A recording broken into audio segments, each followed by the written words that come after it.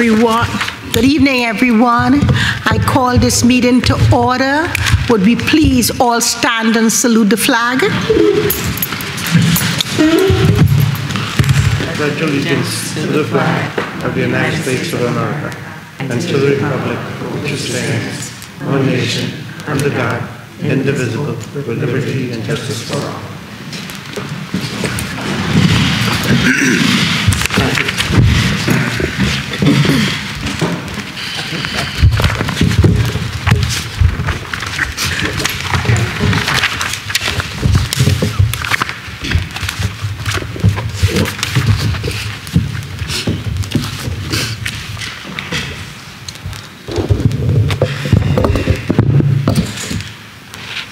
Good evening.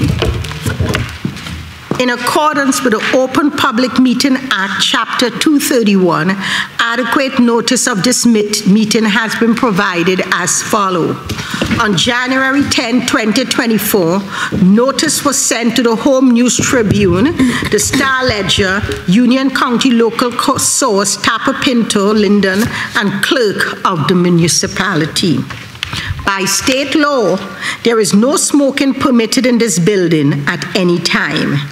In addition to the listed items in this agenda, this Board of Education may discuss and act upon other items not specifically referred to herein as is allowed at the regularly scheduled monthly board meeting under the Sunshine Law.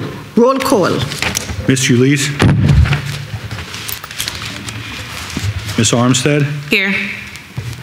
Ms. Carrillo. Present. Ms. Cintron. Present. Mr. Dela Cruz. Here. Ms. Pino. Present. Ms. Thomas. Present. And Dr. Berghammer. Present. Our first item on the agenda today is that we are going to appoint or swear in our newest board member, Miss Marianne Wishar. All right, could you come up, young lady?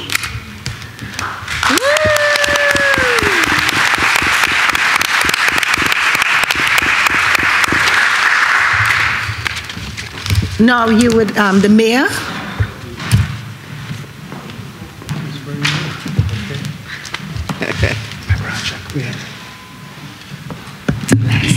Before I swear her in, I just have to tell a little story. Around 7, and this is very special, I want you all to know. Around 7 years ago, somebody came up with the bright idea of hiring our ROTC students to be involved with our campaigns, and with good reason. Number one, we found out that most of the adults were just coming there chit-chatting and not doing their jobs. So we said, let's hire some kids and see. And then we really went after what we thought were the most disciplined children in the school, and that is the ROTC children. So tonight is a very special night because we've seen our ROTC children graduate into different things. And Miriam came on board as a result of her sister, Hagar, who's here. You can stand up if you want. Hagar is a graduate of Linden High School. She attends Princeton University. And not only does she attend Princeton University, she comes in from time to time and helps us out with the young people to make sure that they're organized and they understand what they're doing. And so we're very thankful. But not only were they making phone calls, they were getting what we call a good civics lesson and what politics is really all about. It's not just about people voting, it's about issues and understanding issues and what's important in the community. So tonight is a good night because one of those people who understood those issues is going to be sworn in as a board member. And people, that's what this is all about. You know, I tell people at the age of 63, I'm not going to do this forever. But the good thing is that as we pass the baton, we pass it down to young people who want to do this and want to understand that moving a city forward, focusing on an education system, all these things are important. So I just want to thank you for coming on board. I want to thank you for looking and listening and learning. And I want to thank you, and I want to congratulate you as I begin to swear you in as our next board member. And again, just look in the room. If you don't look in the room, take a ride through the city of Linden. And what you see is a very diverse population in this town. And I always tell people, I can't control the demographics of a city. The demographics of a town is going to change. 100 years from now, there's going to be others here. But what I can control is the direction that we put the city in. And so that whoever runs this city, whoever takes over this city, will have something to work with. And I want to be able to say that I left it better than I found it. And that's exactly what we're trying to promote here. And our young people to get involved and leave the city better than what they found it. And hopefully, 1,000 years from now, people will be talking about what a great town Linden is. And that's because that we're training our young people to be involved and do the right thing. And I think we're well on our way with our young people. So without any further ado, let me swear in our newest board member.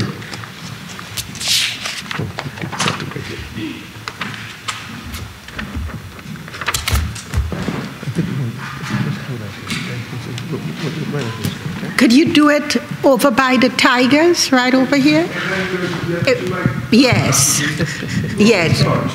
Do you have the mic if you have anything else to say? Getting it.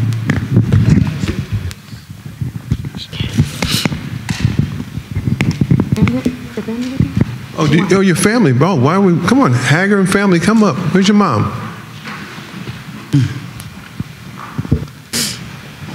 Okay, good. Somebody has to hold it around for her. I got it. No. She puts her hand on it. You hold it. And just repeat after me. Okay? Am I right a little bit? Okay. Okay. Yeah? Okay, repeat after me. You can say your name when I say. I, Miriam Owashahi, do solemnly swear that I will support the Constitution of the United States that I will support the Constitution of the United States and the Constitution of the State of New Jersey, and the Constitution of the State of New Jersey, and that I will bear true faith and allegiance to the same and that I will bear true faith and allegiance to the same and to the governments established in the United States and to the governments established in the United States and this state under the authority of the people, so help me God. So help me God. I, Miriam Owashahi, do solemnly swear that I possess the qualifications prescribed by the law for the office of member of the Board of Education,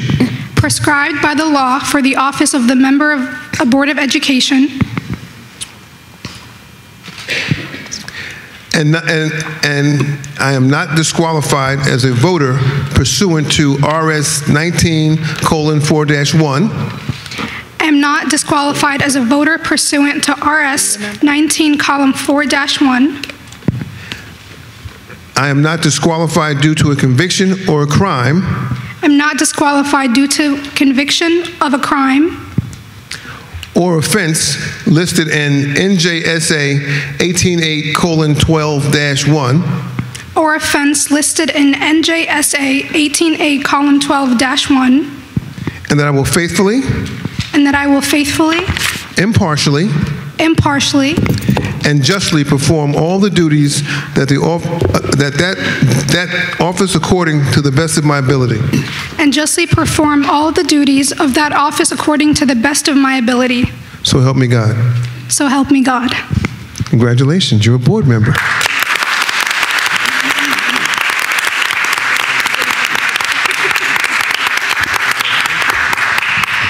Okay. Let's take some of this stuff and put it down. I need a little help. Huh? Okay. Here you go. Thank you.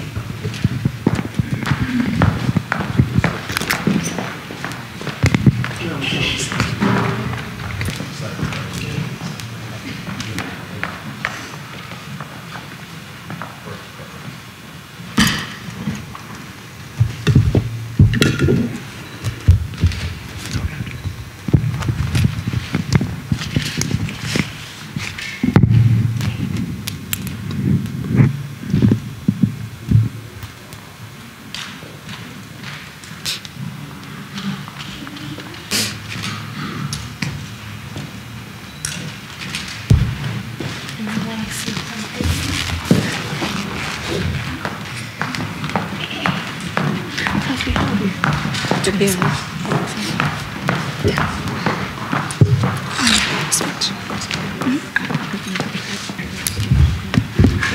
I take this off?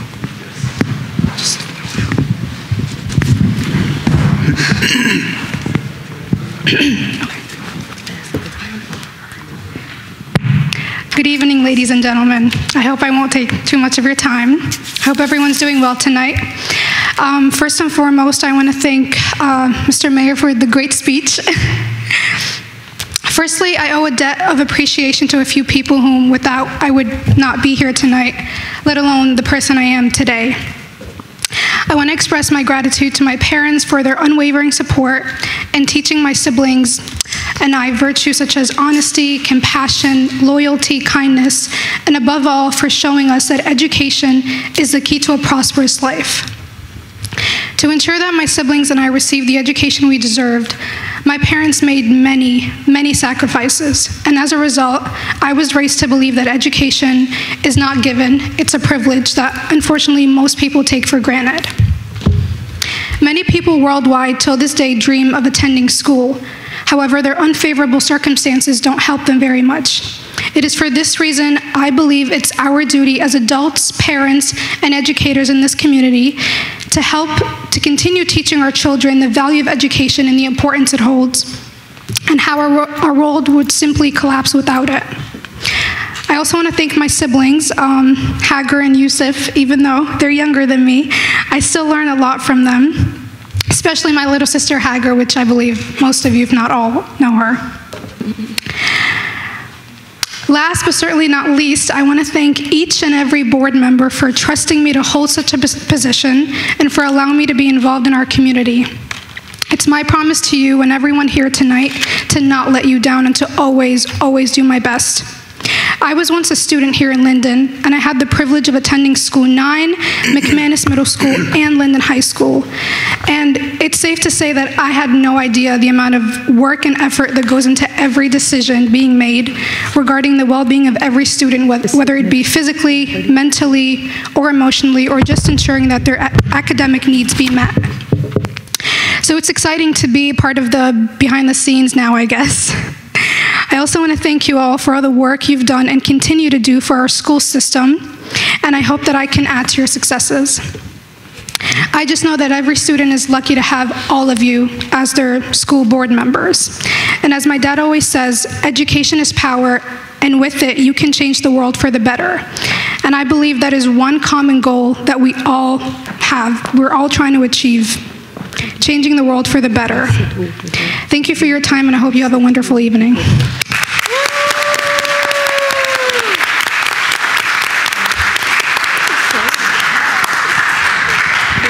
I know. Oh.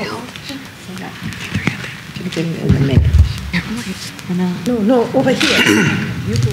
Mary. And you need to help. Come here.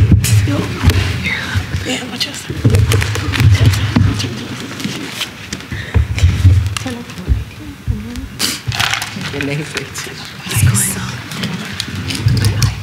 Switch the name tags first. Yeah, Jess.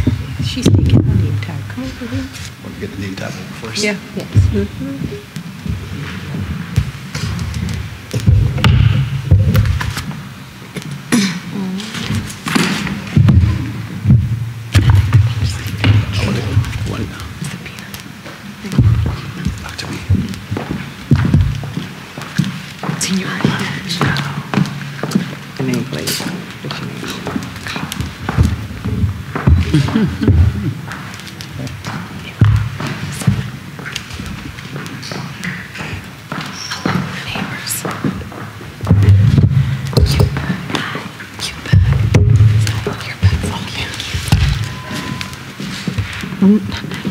I know the family members would like to say something. Any family member that would like to say something, you can do it now.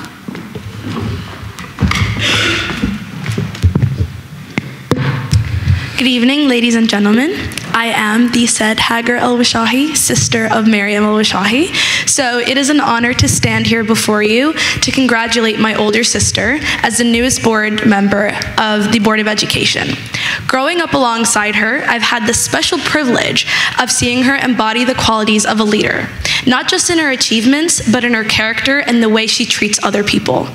As a younger sister, she was my first role model. From a young age, she demonstrated what it means to lead with compassion and integrity. I watched as she dedicated herself to helping others, always putting their needs before her own. Kind of the job for an older sister, to give to your younger sister what you don't have. Whether it's tutoring classmates, volunteering in her community, or simply being there for her friends and families in times of need, she's always strived to uplift those around her.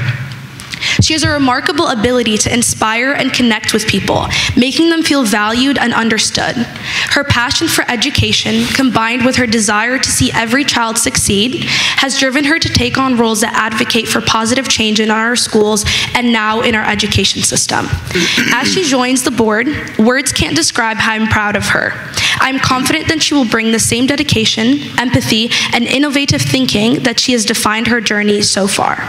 She understands the challenges our students face and is committed to ensuring that every child has access to resources and support that they need to thrive. Today, we celebrate not just her new position, but the values she embodies and the positive impact she will undoubtedly have in our community. Please join me again in congratulating Maryam El-Washahi to her new role to the Board of Education. Thank you.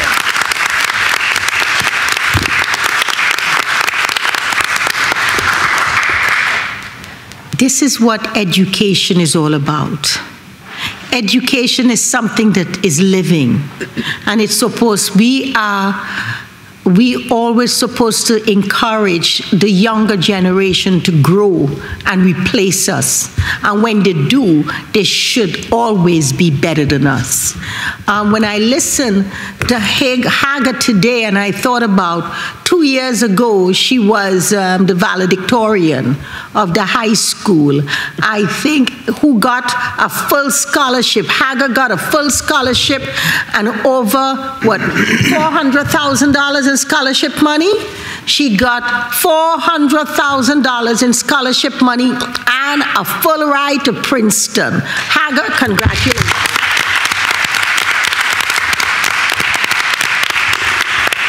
And for her sister, Marianne, I can't pronounce your last name, so do you mind if I call you Miss Marianne?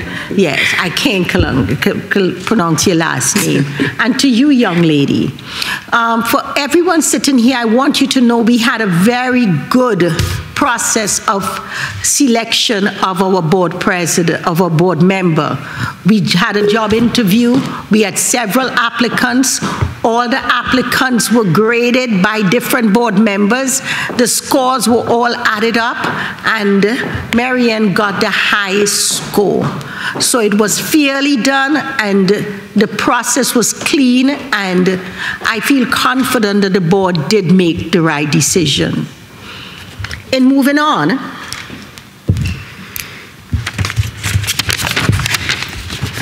I want to show my appreciation to the superintendent and her, Mrs. Perkins, and her administrators. I want to thank the staff, the students, parents, and the Linden community. This month is Principals Month. For everybody in this audience here, I want you to know the month of October is where principals are recognized. And we were going to have a celebration for them tonight, but a lot of them couldn't make it. So we put it off for next month. But I would like us to give a hand to all our principals.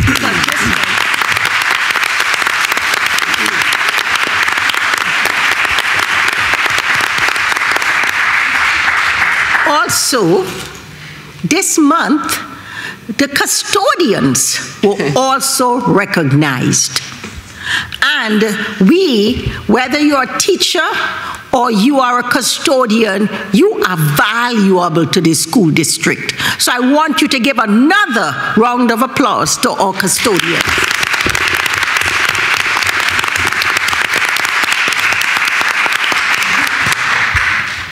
Today is October 17th, and it is our second board meeting for the new year.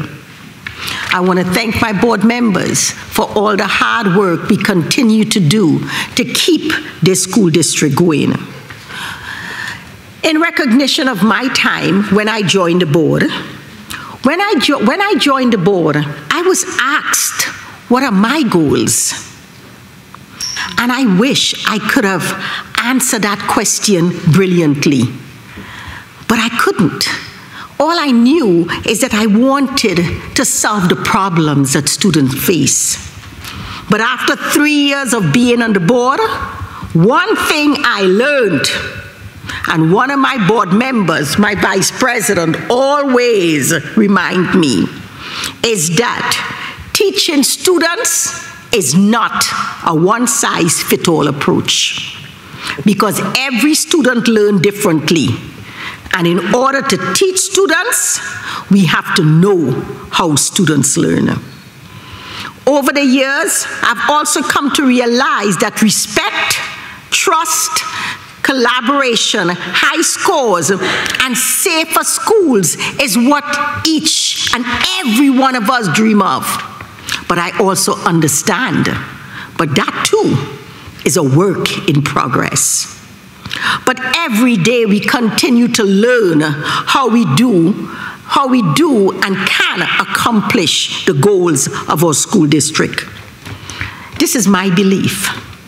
I believe it starts with having real conversations about the hard stuff, like school discipline, dress code, teacher evaluation, staff morale, student evaluation of teachers, staff, and administrators, and so much more. There is a lot going on in the Linden School District, but in some ways, we are still missing the boat.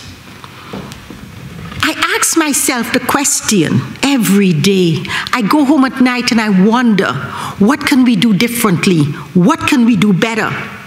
And I ask, do we have the right conversations with each other? And are these conversations focused on exchange of ideas and not bashing each other? When administrators communicate with staff, are they just lecturing or are they providing directives? Are administrators just micromanaging and not leading?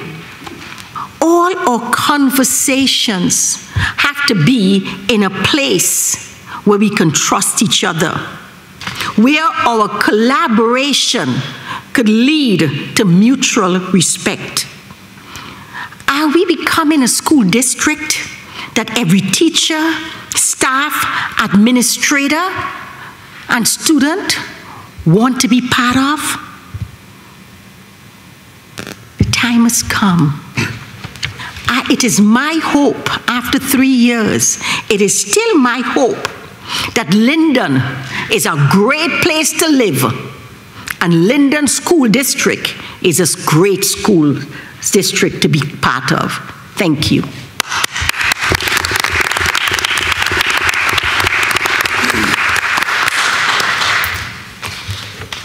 And now we have to do the roll call. We have to do the roll call for approving the... It's just a roll call now that she's on the board. We're gonna do Okay, it. so you want to do it now? Yeah. Yes, okay. Ms. Ulisse, are you here? Present. Ms. Armstead? Present. Ms. Carrillo? Present. Ms. Cintron? Present. Mr. Dela Cruz? Here. And for the first time, Ms. Shahi? Present. Ms. Pino? Present. Ms. Thomas? Present. And Dr. Berghammer. Present.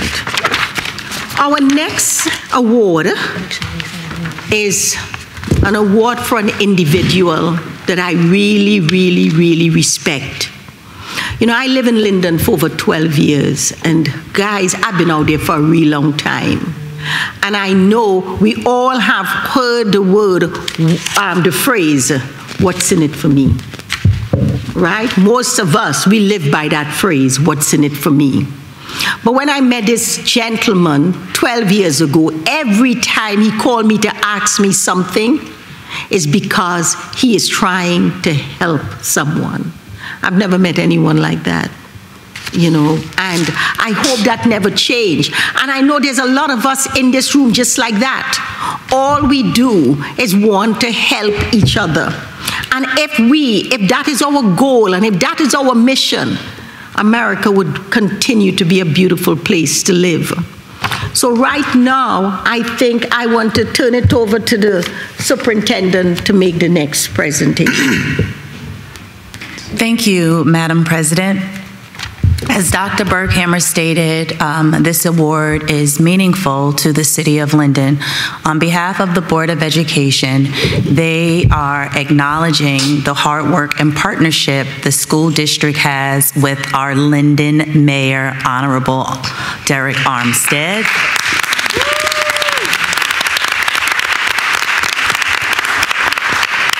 And the board members, they have a short presentation and a gift to provide to you, Mayor. So if you can come over to the backdrop. And with our speaker, who is making the announcement for the mayor, would they come up and, or are you making your speech first? Yeah. I really don't need a speech. I'll say a few words. Okay. But my staff prepared a little speech for me, but I say, you know what? I don't like to read from speeches. I like to go from the heart most of the time. You know, I'm doing what I was raised to do, and I tell everybody, my grandfather came to Linden in 1927. So we've been in this town for close to 100 years. And they were just, my grandmother had a heart as big as this building. Every time I turned around, I'd see somebody and they would say, oh, we used to live with you, we stayed with your family on Southwood Avenue. It was like, all you had to do was have a problem and needed a place to stay, and she would find a room or somewhere for you to stay in the house, feed you, get you on your feet. You know, that's what they did, you know. And to this day, I mean, I think seeing it as a child, it kind of like stuck with us. And we kind of like have a good heart for doing for people. And even as a mayor, I tell everybody, put Linden first. You know, especially when it comes to employment. We always say that low-lying fruit, we call it the maintenance jobs, the secretarial jobs, what's the other one? The ones that help in the class, the helpers, the paraprofessionals. Yes, okay. I'm getting old now. I can't remember everything anymore. But that low-lying fruit, you know, it just keeps families together. If a husband is working and his wife has a little additional income to help out, if somebody gets laid off from a job and that husband can become a maintenance person or a janitor in the school, it keeps families together. So I say, you know, that's why I said at low-lying fruit, it's got to be Linden first. We got to, you know, keep these families whole, keep them together. Education is important because our children, their success depends on our education system. And I tell everybody, whether you like it or not, those kids that are running around here one day they're going to be running this city. So we can do more to preserve our future by making sure our young people have a good start in life. And that starts right here with the Board of Education. It starts right here with each and every one of us, just doing a little something. I was just having a conversation a few minutes ago, and we just said, wouldn't it be nice if everybody just got along? Instead of every time you turn around, you know, this one's at that one's throat, this one's at the other one's throat, people dropping bombs on each other, all in the name of what I don't know. But I said, wouldn't it be nice if all humanity could just get along? Imagine if we all put a little energy in just to try to make the world a better place. How good would that be? You know, I guess I'm getting more philosophical as I get older. You know, I'm getting closer to God, I guess, you know. I'm in no hurry to get there, but as you get older, you know, you start seeing things from a different perspective, and you start realizing just how important it is to give back. And I'm going to close out with, my grandmother had this saying, and she said, the best exercise for the heart is you could bend over and lift somebody else up. And I think that if we all did that, it'd be a much better place to live. And I don't feel like I deserve an award. I feel like I'm just doing my job, okay, and make Linden a better place. So thank you all for taking me into consideration. Thank you all for recognizing what I do. But you don't really have to. It's my job. Thank you all.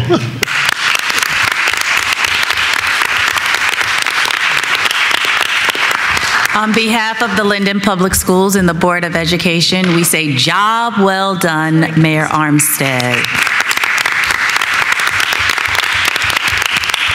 We are going to ask that all board members go over to the backdrop as well, and one of our valedictorian. Okay, past alumni from Linden Public Schools, Ms. El Washahi, is going to be reading off the plaque that is presented to Mayor Armstead. Thank you. Before I do this, however, I do want to say a story about Mayor Armstead. For once, you're not telling the stories. So, ladies and gentlemen, again, today we gather to celebrate a man whose unwavering commitment to education and community has made a profound impact on everyone's lives here, especially mine. In a world that often measures success by GPA, grades, our mayor understands that education is about so much more. He embodies the belief that it truly does take a village to raise a child. He sees the bigger picture, one where learning transcends the classroom and where every child is nurtured, supported, and empowered to reach their fullest potential. And remember to give back to the community that helped them grow in the first place. So now I'm going to say a story about me, and the mayor especially has a special place in my heart for my journey today. I'll never forget the day I, a junior in high school ROTC, was looking for summer internships. And I received a call from the Mayor Armstead, and he was like, I have a position for you in my own office. And so as a junior, applying to colleges and worried about how I'm gonna get all the volunteer and work hours, I couldn't believe what I was hearing over the phone. And the mayor had wanted a student to work in his office. That's something that now we all know isn't, or is probably is the norm in Linden, but to me and back then, it really was not. So I knew I had to work twice as hard to show him my gratitude for the opportunity and to demonstrate my capabilities. And so, despite my young age, he treated me like an adult. He did not treat me like a child. And as a 17-year-old, I thought I was an adult, but in the mind of other people, I obviously was not. He treated me like an equal. He saw the potential in me, recognizing that my youth was not a limitation, but rather a source of my curiosity, drive, and passion. He understood that including young voices in our community was essential for its growth. He never underestimated me or made me feel like I had to prove myself because of my age. And so now, jump a year and a half later, came my senior year, which brought me one of my proudest moments. I was appointed to the Zoning Board of Linden, becoming the youngest member to ever hold such a position in New Jersey's history.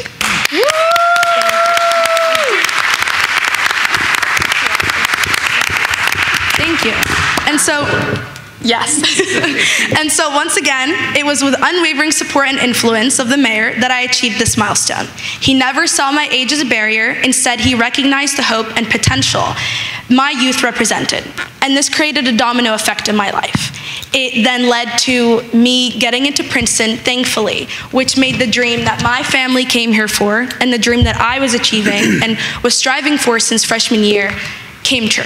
And it was all due to his influence. He'll never take credit, but it's due to his influence. So through his leadership, the mayor has shown, again, that age is not a barrier, and the children and the youth of this community is what makes this city the way that it is. And it will, again, unfortunately, he can't be mayor forever. So the youth will have to grow up, and we are taking those responsibilities. So to this day, when I mention that I know the mayor personally, and I've had the honor of working with him, whether that be in my school or outside of Linden, people are flabbergasted. And it sort of reminds me that this is not the norm, right? His accessibility, people having his number, being able to call him personally and saying, I know him and I have a personal connection to him, it's not the norm outside of Linden, which what makes Linden such a great city to be in. And again, grateful that I'm in it and one of its members. His engagement with the community goes far beyond superficial. He's here for us every single day, whether that be stopping to talk to residents on the street or coming to these events and always showing up. So as we reflect on his impact and his leadership, it becomes clear that connection between education and community is essential for growth and success, something he more than understands.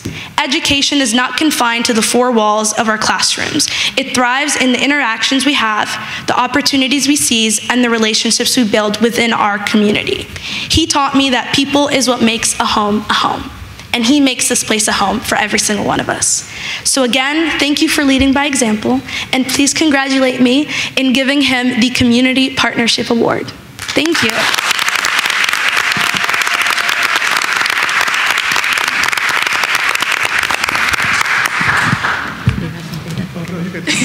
Let's go over here. Picture with We gotta go. Take the first picture. Let's go. First picture. First picture.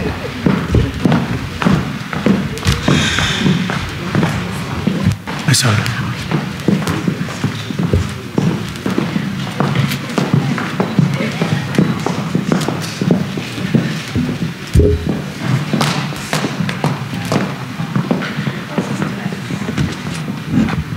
And for those of you who don't have my number, it's 908-377-6384. It's 908-377-6384. Just don't call me after 2 in the morning.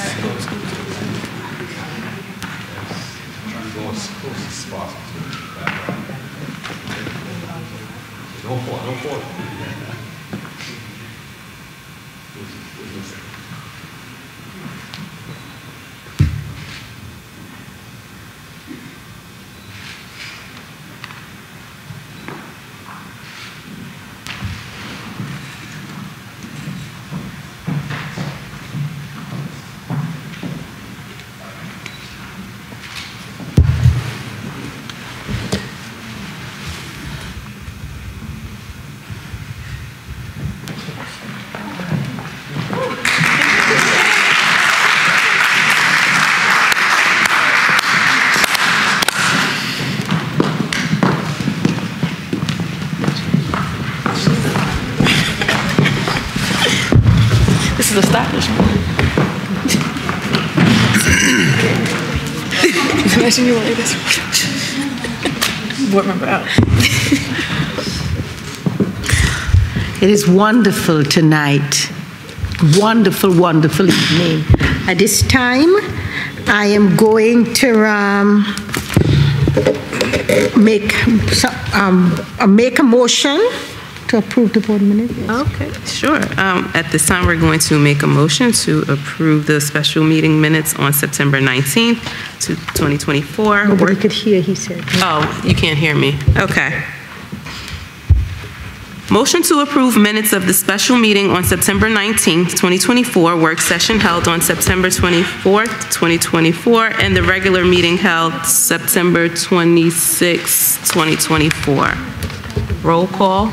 Oh, I need a second. Oh, second. Second. Yeah, she probably should. Yeah. Ms. Ulysse? Yes. Ms. Armstead? Yes. Ms. Carrillo? Yes. Ms. Cintron? Yes. Mr. Dela Cruz? Yes. Ms. El Washahi? Abstain. Ms. Pino?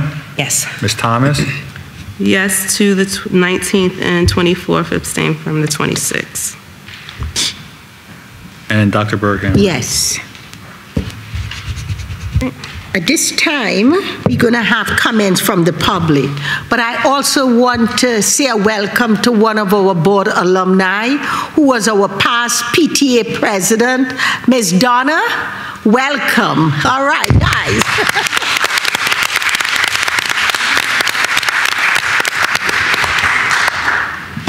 Members of the public desiring to make a public comment may come forward at this time. For those watching online, if you wish to make a comment or ask a question, please utilize the raise your hand feature on the online meeting platform. Please begin your comments by stating your name and address. Individuals are invited to speak on one topic at a time, and no individual will speak more than once until all individuals so desiring have spoken once. The public is reminded that to ensure the efficient and orderly operation of the meeting, members of the public will be limited to speaking on agenda items for 3 minutes. Now, guys, we have a clock here, and when you start speaking, you will see the 3 minutes on the clock. Pay attention to the clock, so when the 3 minutes is over, please wrap it up so we can get to the next person who wants to speak. Now the floor is open. Comments from the public.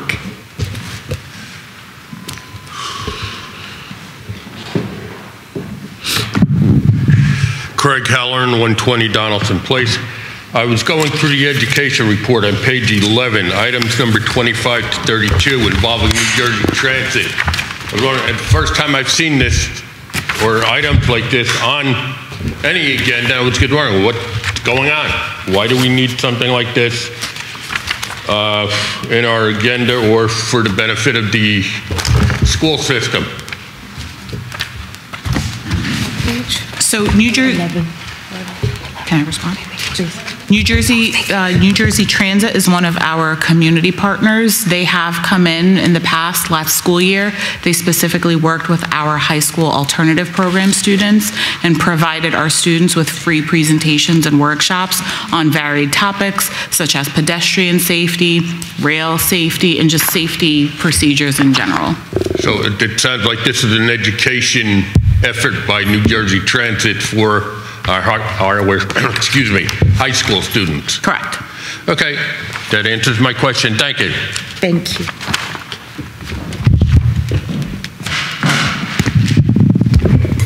Don't forget, New Jersey's Transit also helps our children find jobs as well. So don't forget that part. My name is Danny Orlean. I'm here as not only as an educator in the Linden Public School, but also as a member of the Linden community. I have to say that today is a proud moment for me to see Miriam appointed to the Linden Board of Education. It's not only a proud moment for me, but also it's a proud moment for school number 9. And I see that we do have some member of school number 9 in the audience. It's a proud moment for us. Also a proud moment for the Linden Public School as a whole.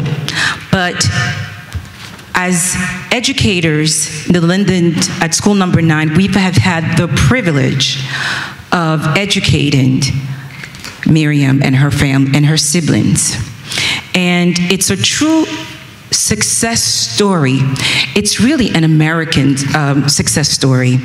You have children that come to our country, you know, their parents are in search of better opportunities.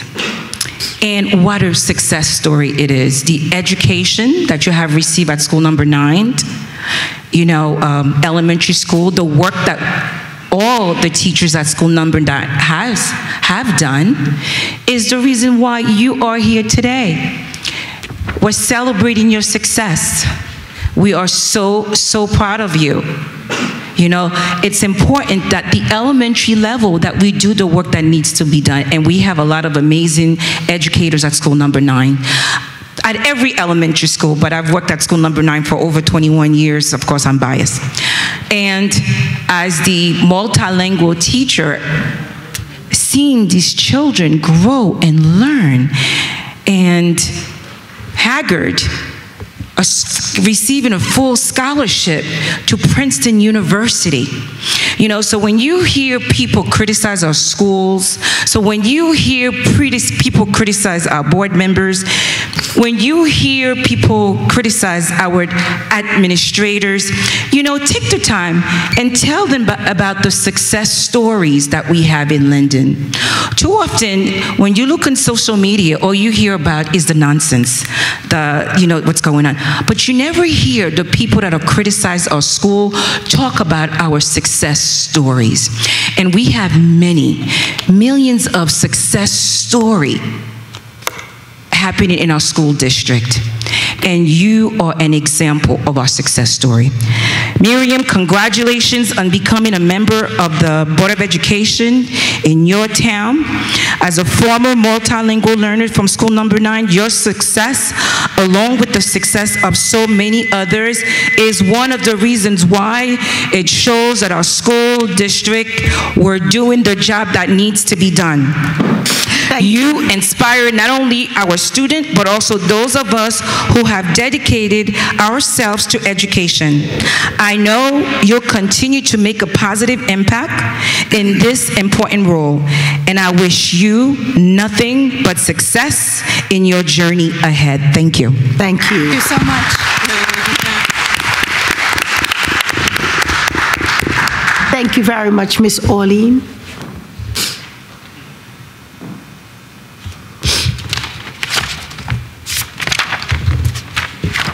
Donna, how is your daughter going in college? She's doing fine? I'm glad to hear that. Anybody online? Okay. Our next agenda item is our attorney report. I don't have a report. No, isn't it attorney first or superintendent's report? Yeah. Thank you, Madam President. I would like to start off with sad news to report that I shared out with the Linden community today that we lost an 11th grade student, Jabari Thomas. Jabari has been fighting, battling cancer, and he lost his battle. And Jabari has a sister in 10th grade. I spoke with Jabari's mother today, and I informed her that we stand together united to support the entire family. So if we can just take a moment of silence to acknowledge his life.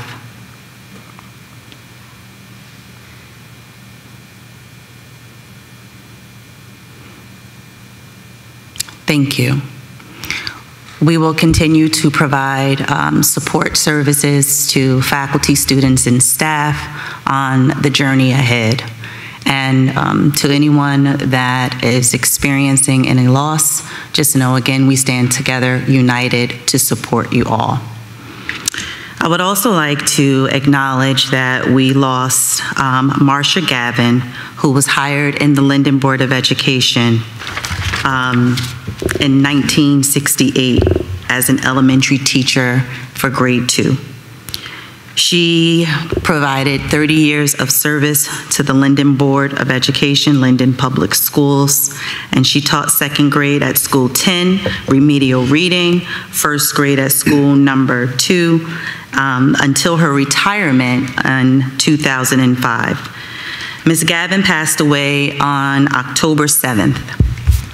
And at this time, we would just like to say peace and love and memories are sent to the family of Miss Gavin, and may she rest in peace, as well as for Jabari Thomas. We have several retirements on the agenda this evening, starting with Mark Barra. He started his career in 1999. And has worked as a science teacher at Linden High School for 25 years until his upcoming retirement in December. Maria Fabrice started her career in 2004. Maria worked as a cosmetology teacher at Linden High School last building for 20 years until her retirement in January. Antoinette McGrath started her career in 2006.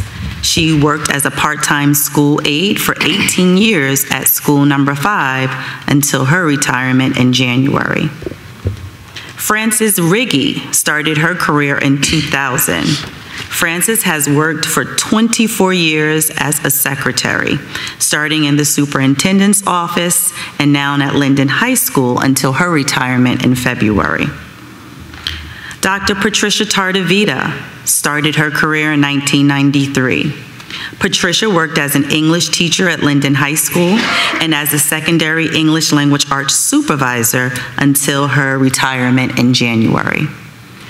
To all of the retirees, we wish you much success in the next journey ahead. And thank you for your passion, dedication, and overall commitment to the services that you've provided to the Linden Public Schools District. Thank you.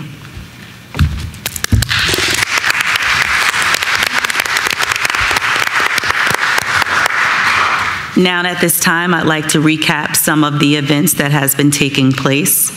I'd like to acknowledge that we have several students who are partnering with Keene University in the Keene Scholars Program.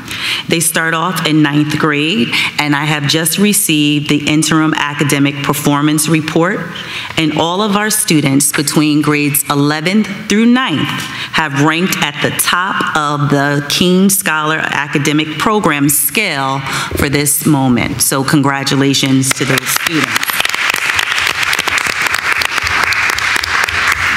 We have 2 students who've been recognized as the Union County Student Athlete of the Week, volleyball senior Brianna Paschel and 2-year captain soccer student Brandon D. Campus. Congratulations. Currently, Linden High School students are at their homecoming dance. I received some pictures at this for the event so far. They look great, so we just want to acknowledge them and wish them safe returns after the dance ends. As Dr. Berghammer stated earlier, we have acknowledged that this month we gave a big shout out to our custodians for National Custodian Day. So thank you for the work that you do. And also acknowledging that it is Principals Appreciation Month. Congratulations and thank you to all of our principals in our district. As you lead your building, know that you have our full support in all of your decision making and more importantly, enhancing student learning. So happy National Principals Month to our principals.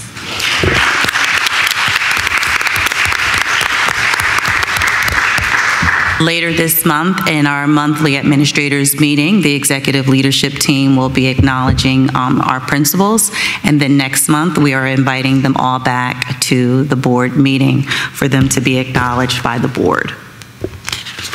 We had our first annual breast cancer awareness walk on the 12th, and thank you to all of our committee members who put the walk together, and for those of you for showing up in many different ways.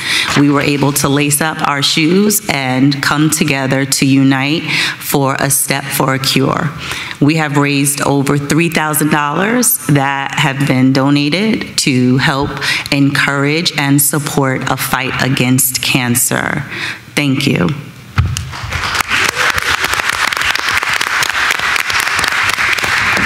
This month is also Fire Prevention Month, so thank you to our fire department for coming out to the schools and providing experiences for our students to see the brave work that they do each and every day by visiting their trucks and just learning more about their commitment and service to our students.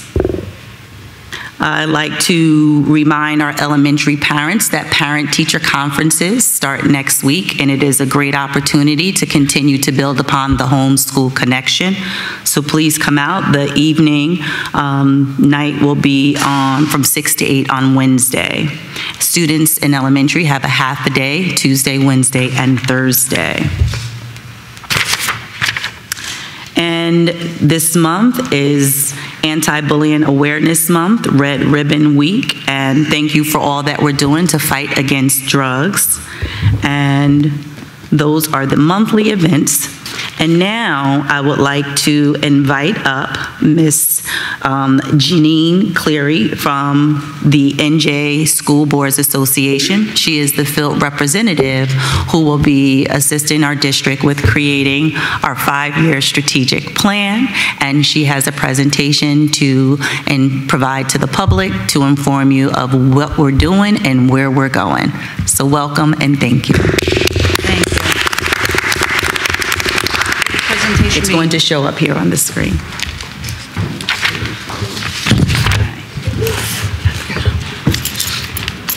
If it's okay with you, I might just take this and move over here so I don't have my back to everybody. Whatever works for you. Thank you. Do we have a microphone up here? Thank you, sir. You can take that one. We're going to take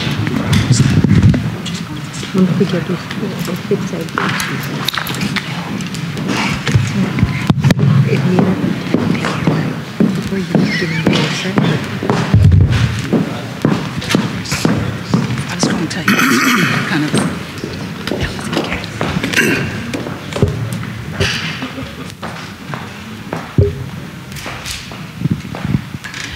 Well, I would just like to say, while they're getting that set up for me, it's such a pleasure to be with you on such a special evening, to be with everyone as you're celebrating your community. And I think that the presentation I'm about to give will be meaningful on such a meaningful night. This is an opportunity to engage the public and have everyone participate in a process that speaks to the vision that you want to create for your students of the district. So, and congratulations on the newest board member. Thank you. Thank you so much.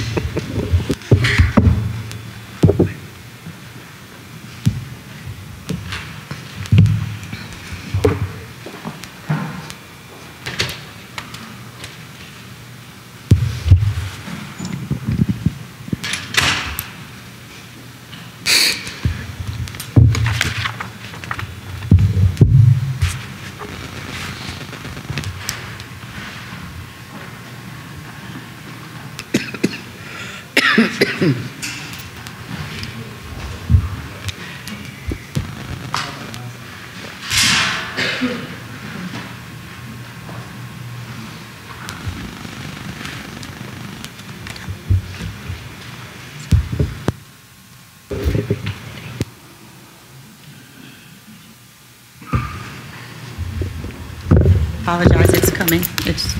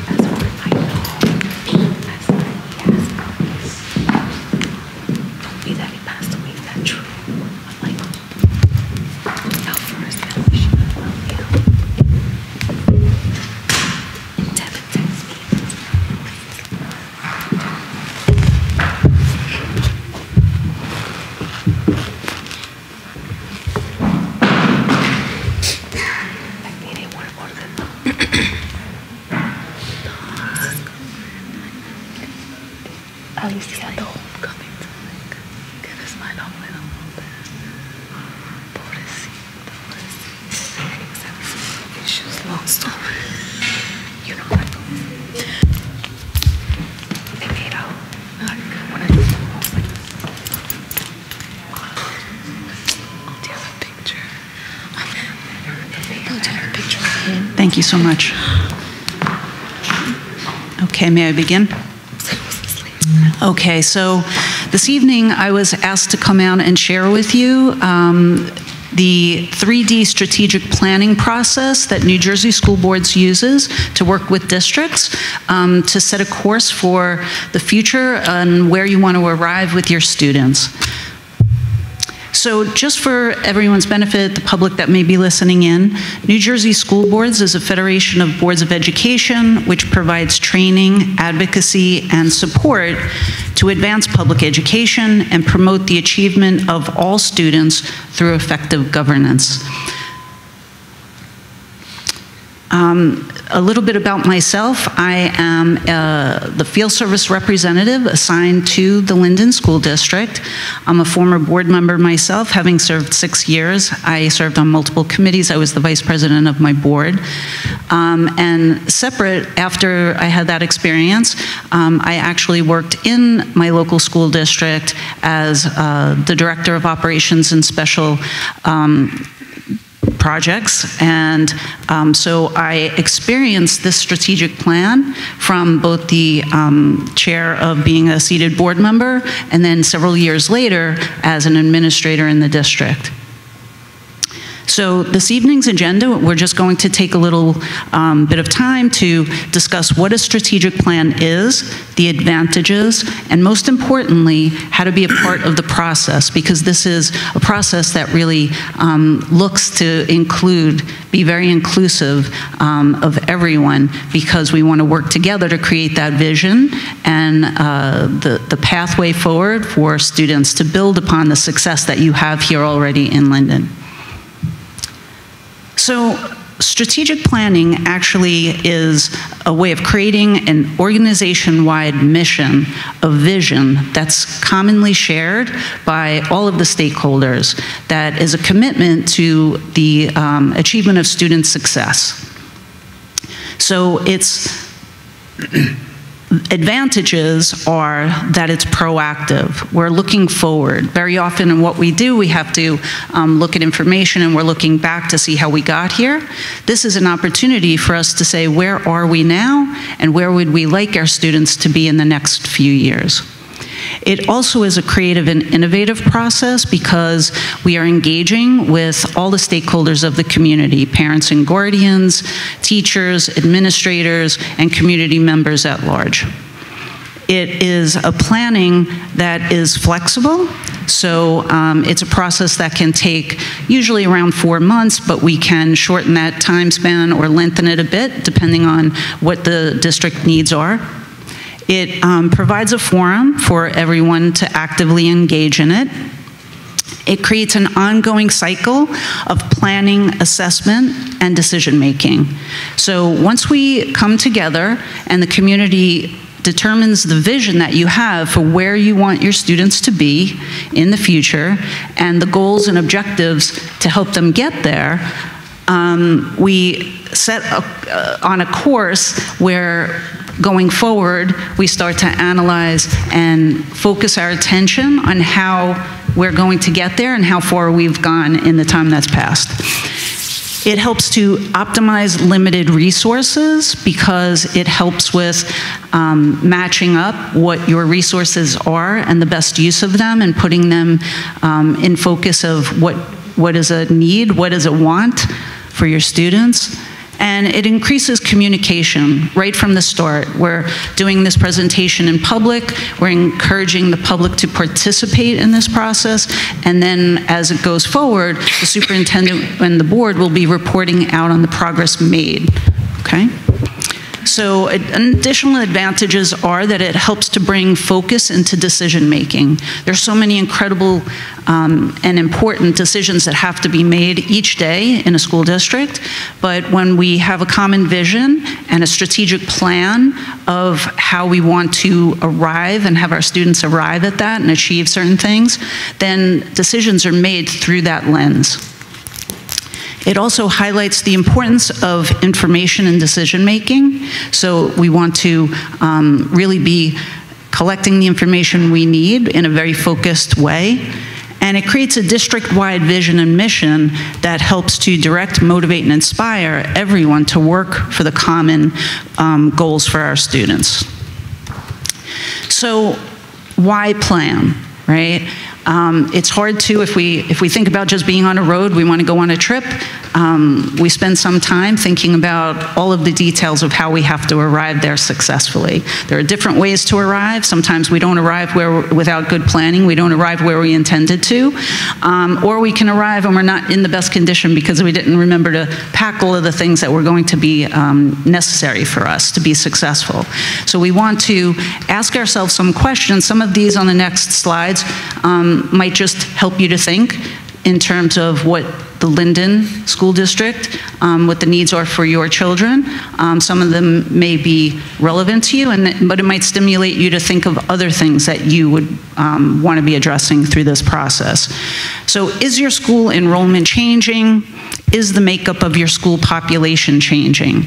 If so, what needs does that present for families and students so that they are arriving in the school building ready to be successful, ready to be open to the learning and the curriculum? Are there more people in your community who don't have children in school?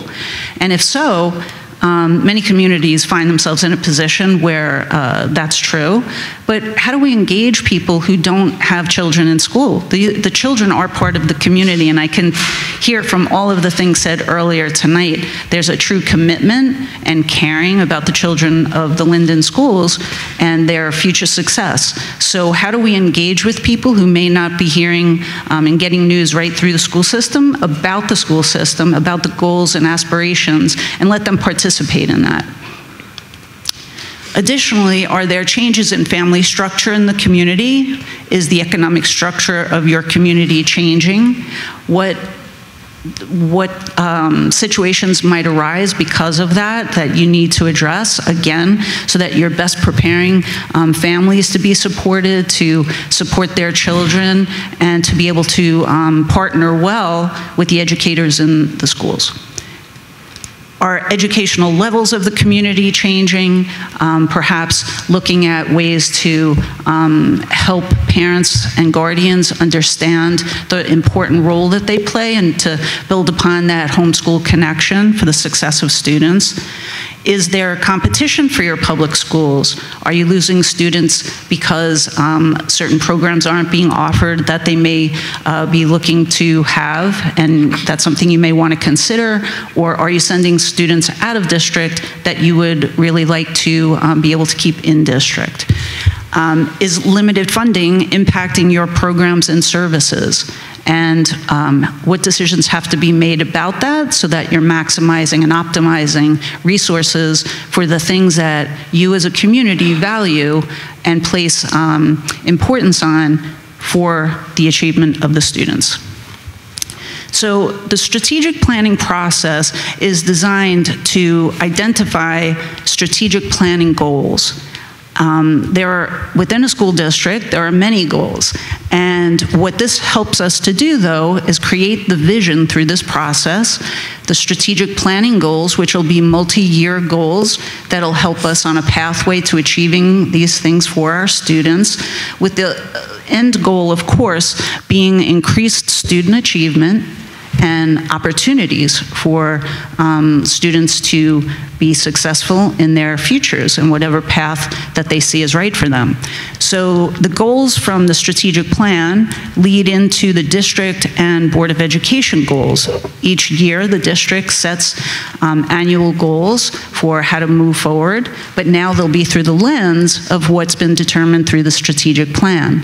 Likewise, the board goals of how to support that are done annually and similarly should be falling into place.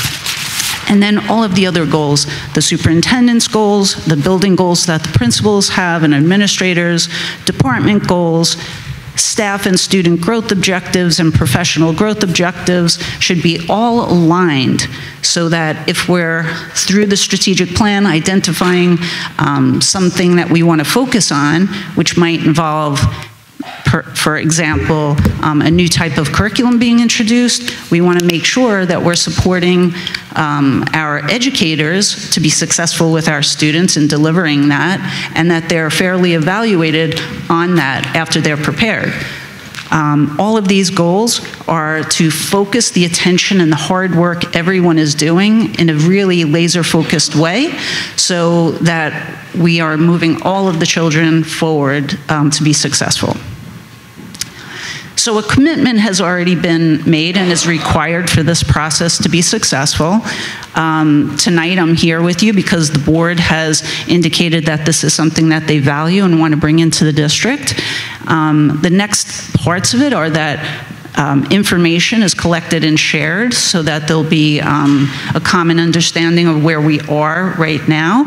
And then through this process, we'll have 3 meetings where we will focus on strengths and challenges of the Linden Public Schools.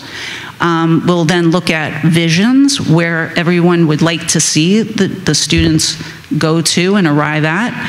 And then develop goal areas and strategies. And then finally, that is what directs the superintendent and the administration on what action plans are necessary to help the students arrive there and the staff be focused in working with students in a particular way. So we've looked at the strategic plan and what its intent is, and now we're just going to take a moment to look at the actual process and, of course, how you can become involved. So the process involves some pre-planning.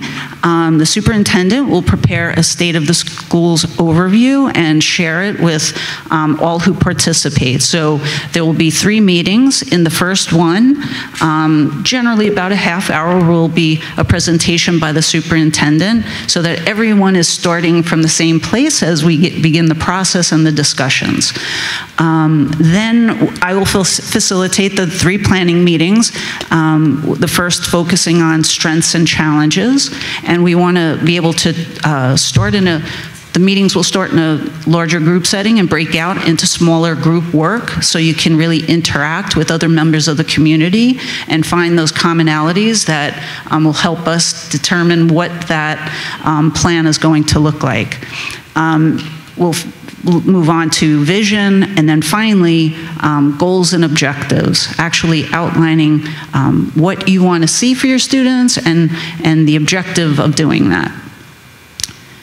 So the planning meetings should be, widely published so that every stakeholder in the community who wants to participate is able to do that. Some targeted outreach will be arranged through the superintendent's office, who knows the district best, with the board. So specific invitations could go out to community groups who would want to participate in this process. All community members are welcome. I know your back to school nights probably happened already, but we encourage upcoming events where people are coming out to just keep talking up the process so that we can engage with more people and invite them out to participate. We ask that the administration will have an RSVP system. Really, we will never turn anyone away from a meeting that wishes to participate. That's really just for us operationally to set up. We know how many supplies we need and how we should break up the tables and just be best prepared to greet everyone. Then we strive to balance stakeholder representation. So if groups are coming, full membership of community groups doesn't have to participate if they're coming to represent their group, maybe 1 or 2 people, but of course all community members are invited to speak on their own behalf. The meeting should be advertised as an open public meeting for the sole purpose of community strategic planning, and it should be made clear in that no other action will be taken. So for the benefit of those who may not know, whenever we have a majority, a quorum of board members sitting, then that has to become a public meeting and the public has to have the opportunity to witness it. But for these meetings, it's very important that we respect everyone's time so that we can encourage people to actively participate. So the first meeting generally is a 2-hour meeting, and the other meetings will be an hour and a half. We usually open those meetings with the board president, just doing a brief welcome to everyone. And the superintendent, of course, as I said, will do the state of the schools at the first meeting. We really actively encourage board members and staff to participate in this. The only thing we ask of board members and staff specifically is to really show up as a member of the community. And I know it's a challenge at times, but to just take off the hat you wear and really just be there as an active participant, because we want to make everyone feel comfortable to engage in the process, right? And it's an equitable situation. We need to strike a delicate balance in being able to, as board members and staff members perhaps, to listen to information that at times we may disagree with or we may feel is actually inaccurate.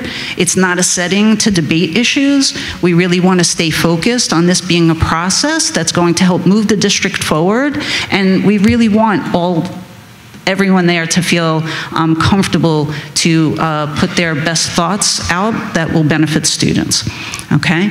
And after each meeting, I will be providing meeting notes and sharing them with the administration, who will then put it up on the website.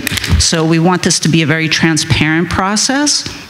We encourage people to come out for all 3 meetings, but if you can't make all 3 meetings, a good way to keep up on what's happened at previous meetings is to read the meeting notes before the next one, and hopefully you can attend the next meeting.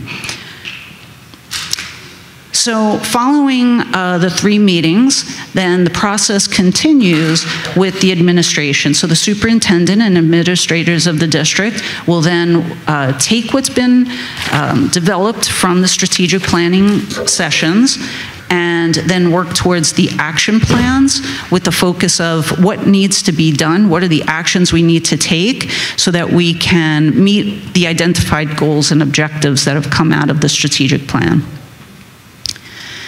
And the presentation finally at the end would be at another board meeting. I would arrange it the proper time to come out to make a presentation about the actual process of what happened at each of those meetings and the actions plans that are being developed.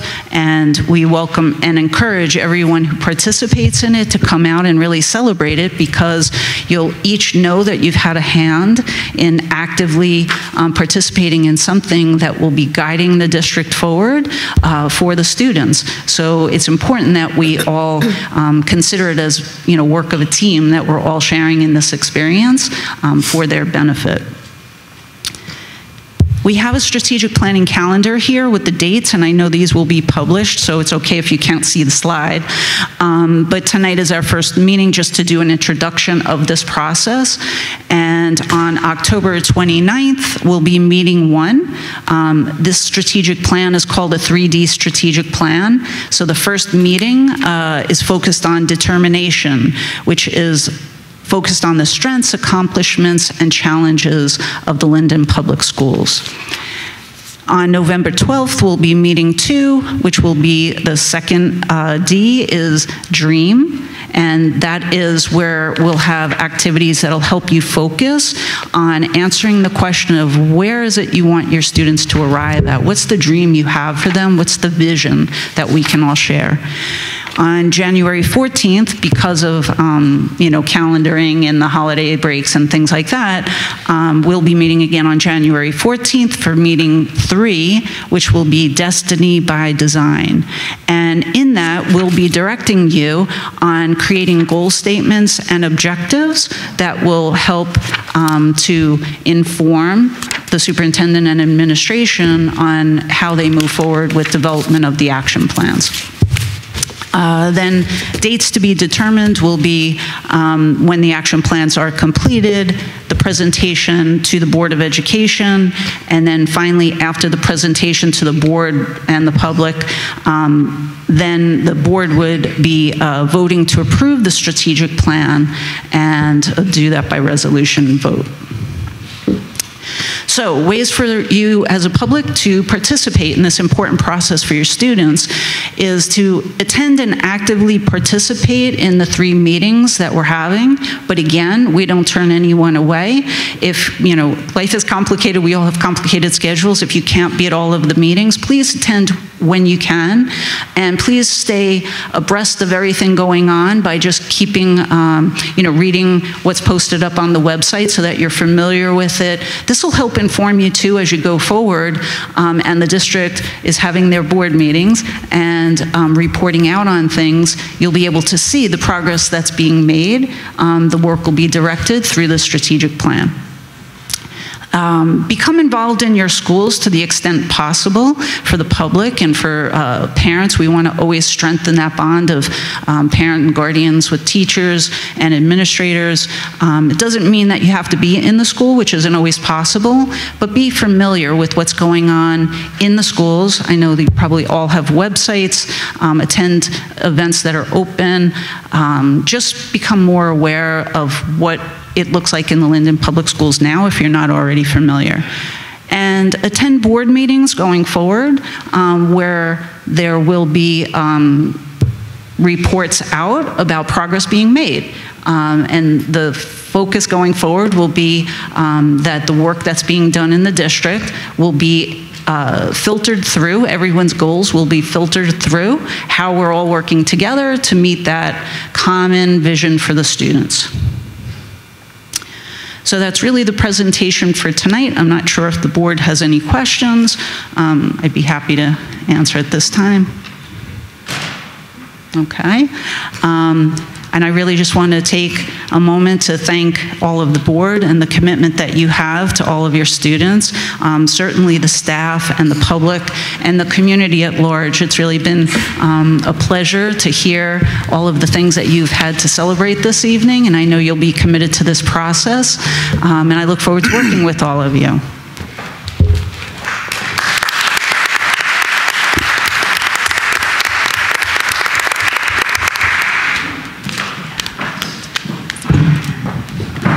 Thank you very much. We shared out with the district that, well, the district community of these 3 dates, and we will be sending another invitation with the RSVP link, as well as a video that we'd like to share to encourage you all, because we need you to be a part of the strategic planning process. Now at this time, I'm going to ask that our Assistant Superintendent for Support comes and join me. He'll be given a presentation in regards to our Apple Distinguished Schools. We have a 90-second video that we would like to show as an intro into talking about our Apple Distinguished Schools.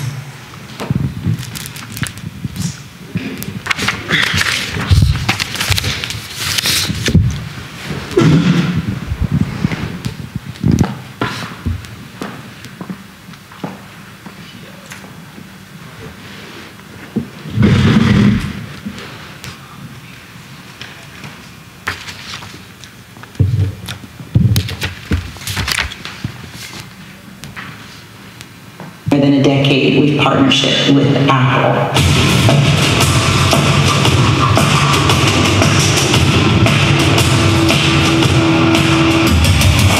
In 2013, we jumped right to the deep end, and we became a one-to-one district almost overnight. And we've been doing Apple ever since.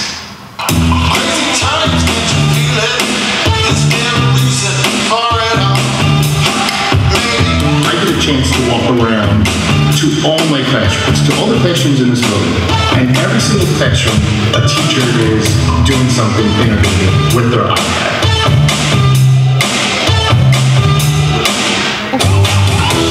And we learned that the resources available to our students and staff provides them with opportunities to be innovative and creative.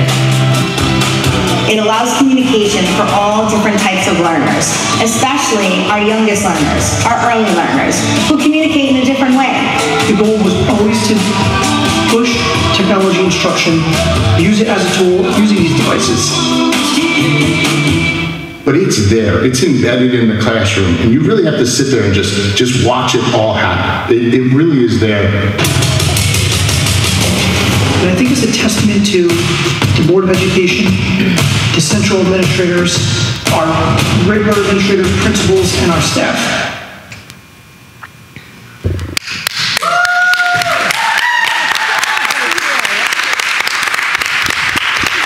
So I am very excited because tonight we are going to be recognizing 5 schools that have either renewed or for the first time obtained Apple Distinguished School status.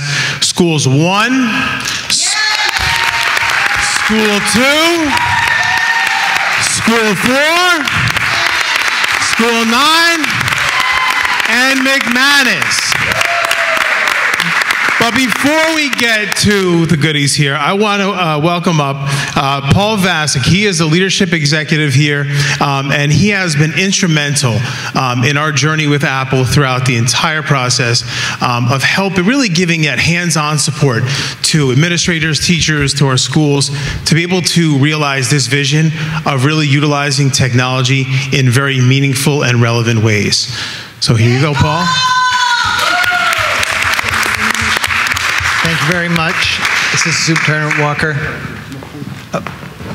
Good evening, everyone. My name is Paul Vasic. It's a pleasure to be here tonight. I'm part of Apple's Education Worldwide team, and we're here to celebrate this evening. You have 5 amazing schools that just earned a very prestigious award that we give out at a global level called Apple Distinguished Schools, and we couldn't be more proud. And the first thing I would like to mention is this award is very rigorous. I'll share some of the criteria that we have as global standards of innovation to achieve this, but it's really a testament to the hard work that the leaders and the teachers do in your buildings every single day to continue to raise the bar with what's possible. So I see a lot of teachers and leaders I know here. If you could just stand up, please, if you're a teacher or a leader, so we can give you a round of applause. This is all about you this evening. Congratulations.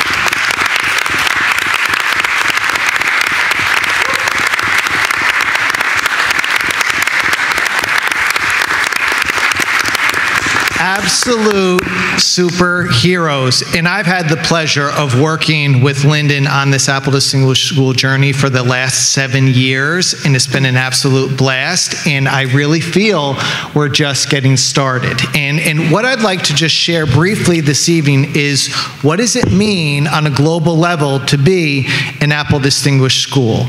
So our vision is we want to build centers of excellence in education that demonstrate our vision for learning with technology, and we believe they're the most innovative schools in the world.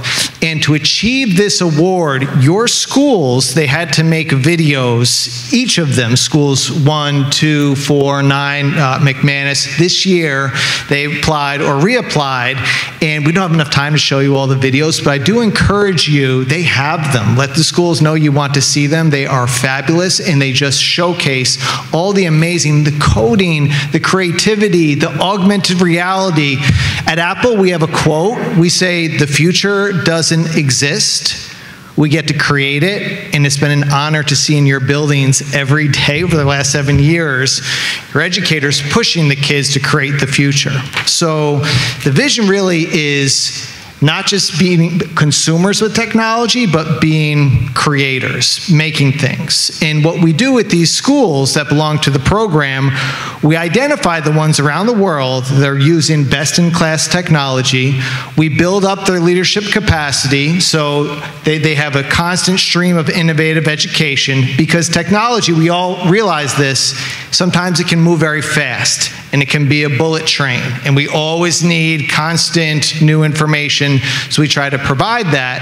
And the best part to me, and I was a former teacher, and I did work for an Apple Distinguished School, is we put you in a network that looks like this. Globally, this recognition program is 889 schools. 11 of them happen to be in Linden, New Jersey, the most in New Jersey, which is pretty cool. Yeah.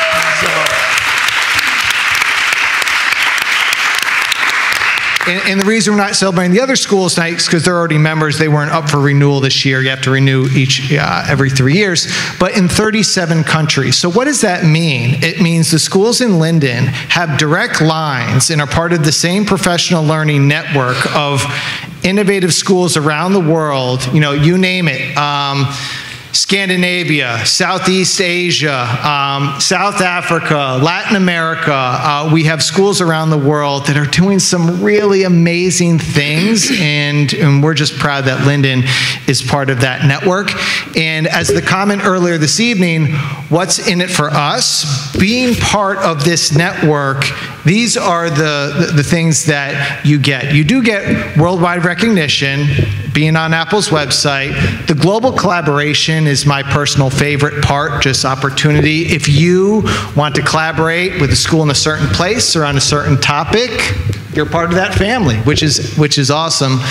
We provide no charge leadership training and capacity building and extra professional learning opportunities. We call it feeding the top. We know Linden is innovative and they keep pushing, but the essence of Apple Distinguished Schools is 2 words. We say it's continuous innovation. You've never arrived. Once you innovate one thing, you look at something else, and the journey goes on and on and on.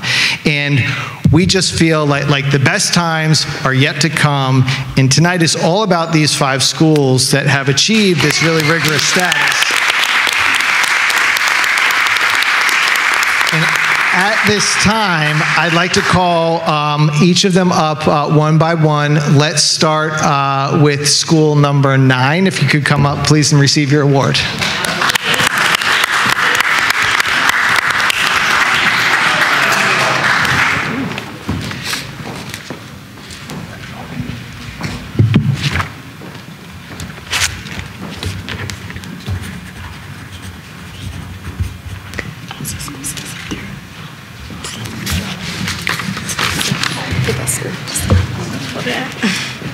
Let's see her.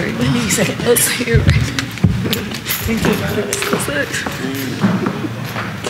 don't know. I mean, we have two good ones. We might be up. We need a list. You're up. No.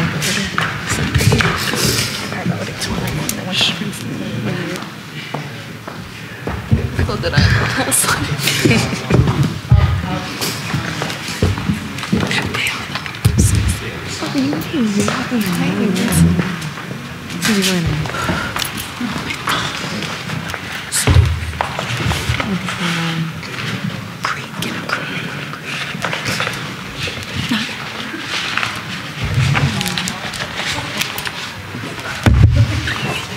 so cute.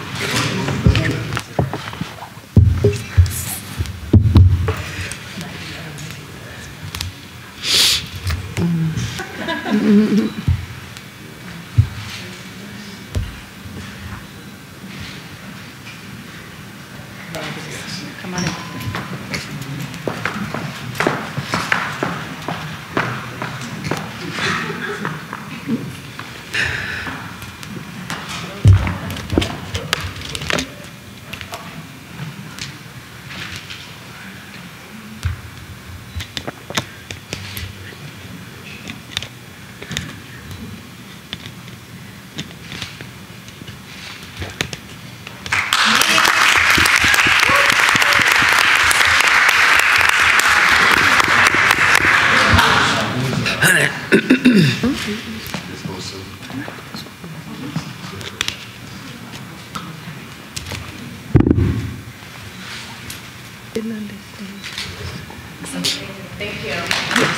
Congratulations, School 9.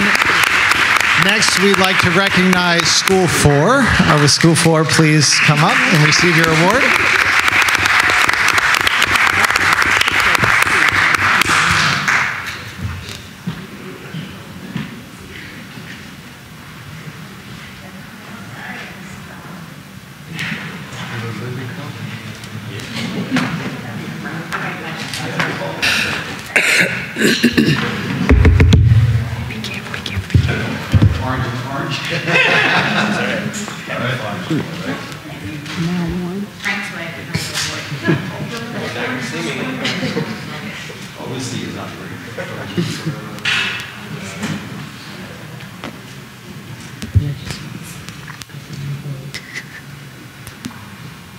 What you're taking is so funny. Very West Indian that time.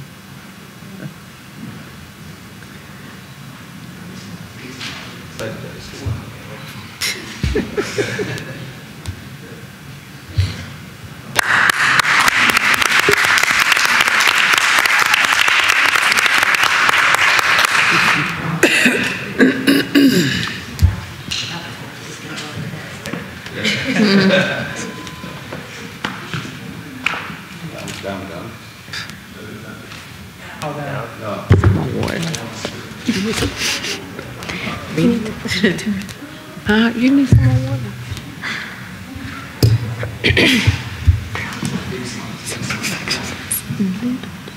But the video is good. They've been doing good videos.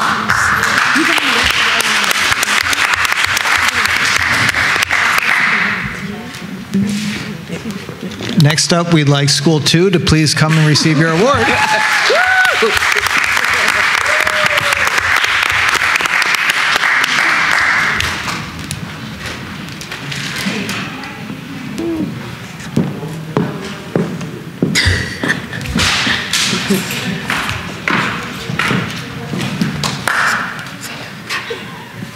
Oh, the outfits are cute.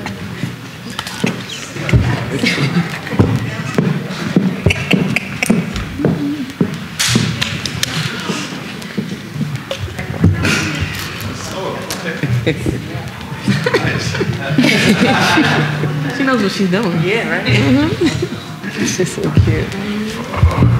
Good in front of the camera. She is. You just look cute.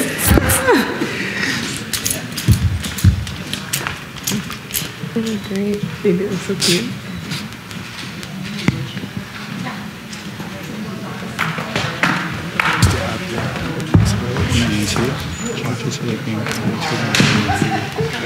That's what I represent. I can put kids. Come on. Here we go. I want this. Chloe, can we be the moment? Sure.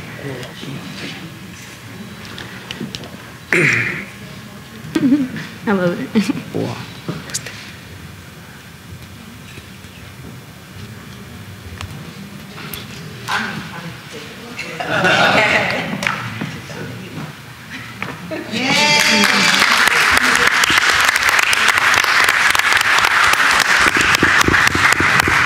I like cute books.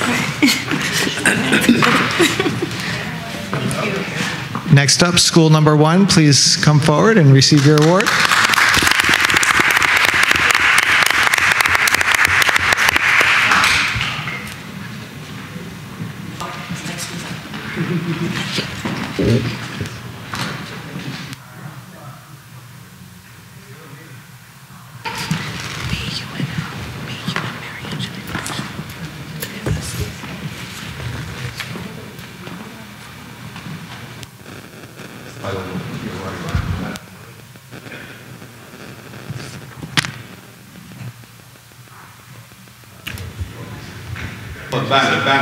Banner.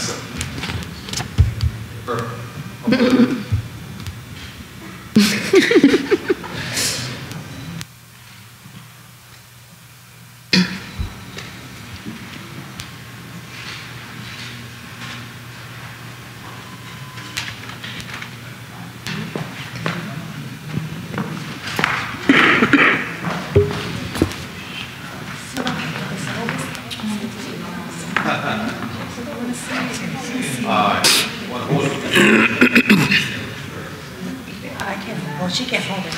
I'm too short. Okay, all right, let's do this.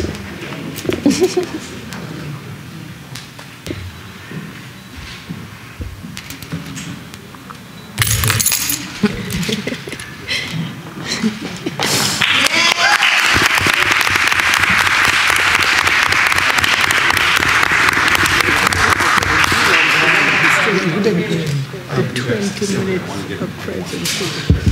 The teacher should have been done in the workshop. I want to get a shot to all over. Yeah. And McManus Middle School, please.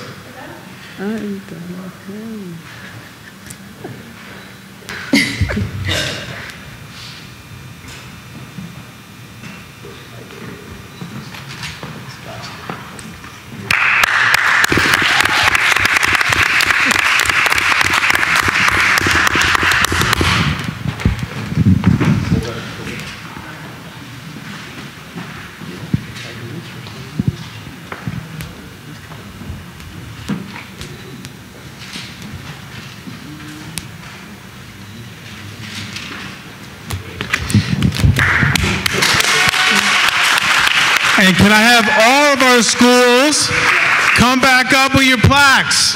Thank you. Come on back up. We're going to take a big group photo of all our ADS schools here with your plaques.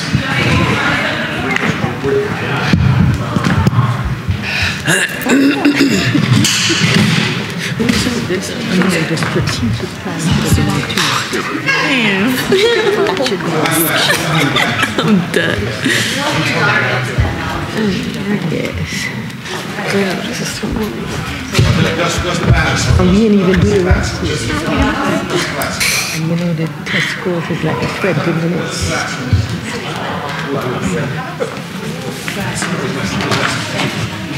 We didn't do the takes a village yet, so we're going to do that next.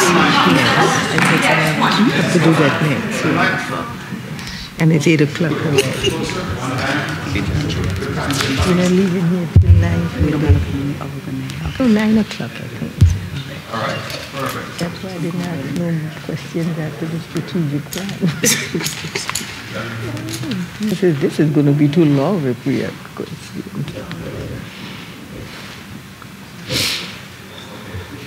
Something different. Push it forward. Yes. You pro. Come on. He's good. All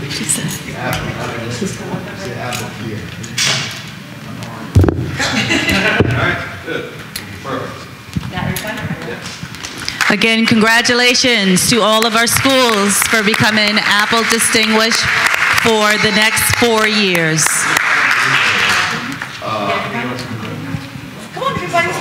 Get behind the banner. Maybe get 2 lines. 2 rows. The people with the signs should come up. Yeah, we have a lot of tall people there. They could do things. All right, then now come towards the back. All right, there we go. There's the 2 rows. There we go. If you have an award, you should come to the front. Come on, you got to filter in the back. He's hiding his award. He's hiding his award. Because he would give you the award. Got a lot on the agenda. They know that, right? The reason why is that my daughter's father is here, so I'm taking my daughter. They could do stuff in the day while I'm doing things. I'm up to feel guilty. Really? Yeah, she has some of the things. How's she doing? Oh, she happy with her father. She don't talk to me no more. She don't. It's all about her father. Who's back there? Use your face.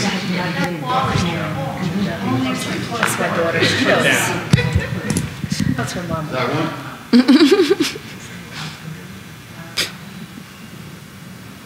Big smiles, one of those.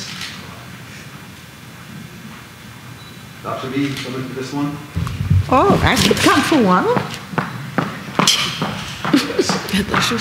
All these beautiful people. Yes.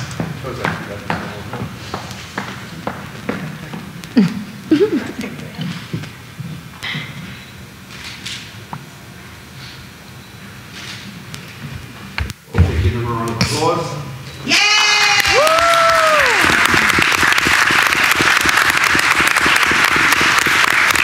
Thank you again. Have a wonderful time continuing to create creativity every day. Mrs. Right? Perkins, the future is the day. Mrs. Perkins, could you let our Apple advisor to tell us, you know, as I told him earlier, I believe in reciprocity. And when I see all my teachers getting all the recognition and I see global partnership, I want to ask a question. Is there any free trips? Yeah, I want to know if Apple give up free trips to some of our principals. No, we don't accept any free gifts. No. Oh, I have good news. So tell us some good news. One quick thing, part of being a member of the Apple Distinguished School family is we have virtual and physical meetups for the principals and lead educators of the Apple Distinguished Schools. Cool story.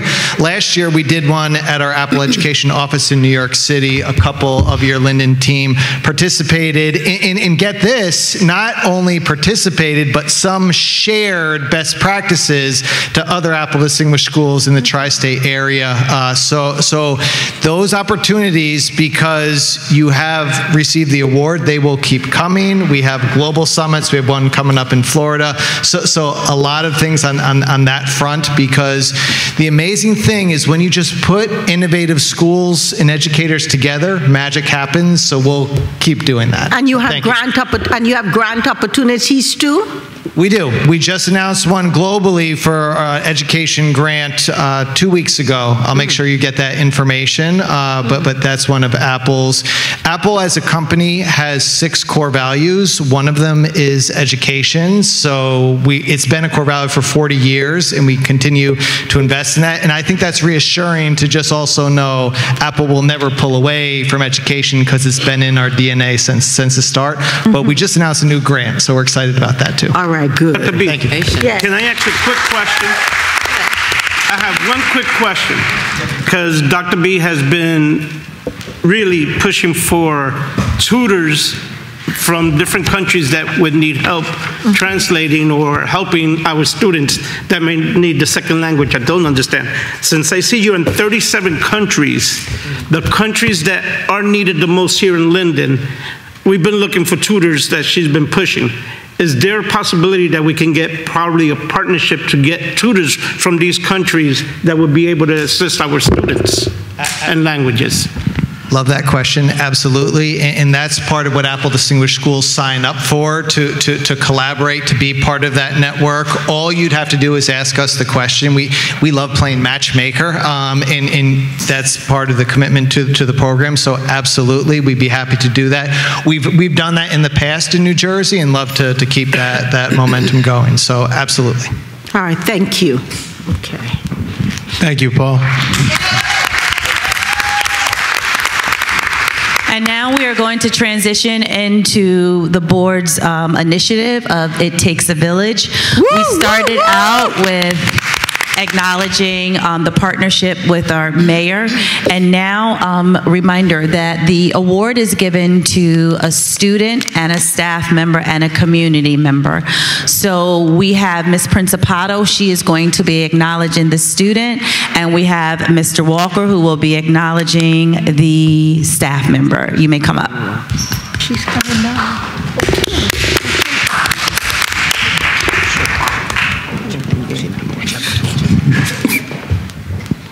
All right, so for our staff member, we have a nomination from Michelle Rodriguez from Principal of School Number 8. This staff member goes above and beyond all the time. She was very instrumental in leading the breast cancer walk, and she is the tech extraordinaire, one of our amazing technology teachers in our district, and she has just done so much globally for our district, for schools 8, 10, where she's at. So it's my pleasure to award our It Takes a Village to the staff member, to Kim Kafalis.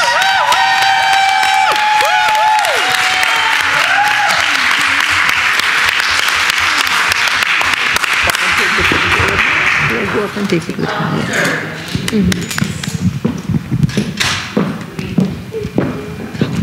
And now Ms. Principato.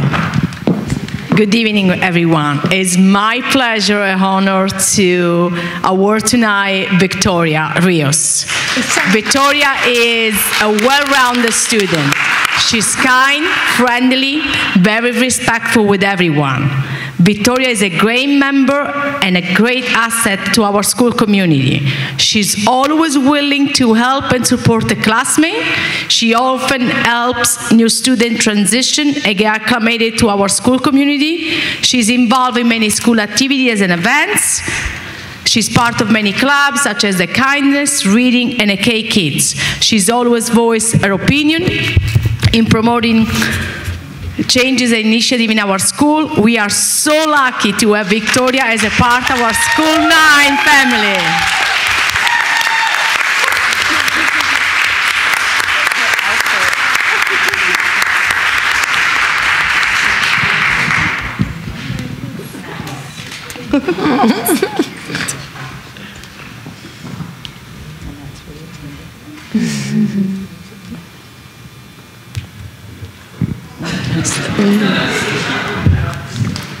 So thank you. And now at this time, we're going to take a group photo with the recipients as well as the board members over here in front of the backdrop.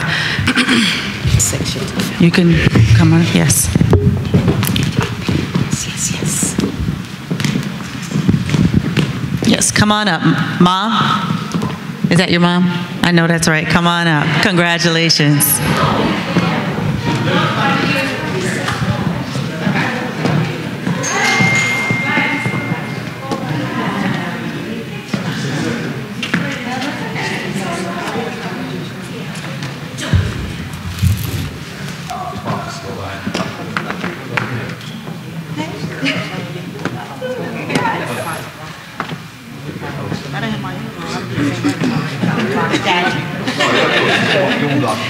Okay.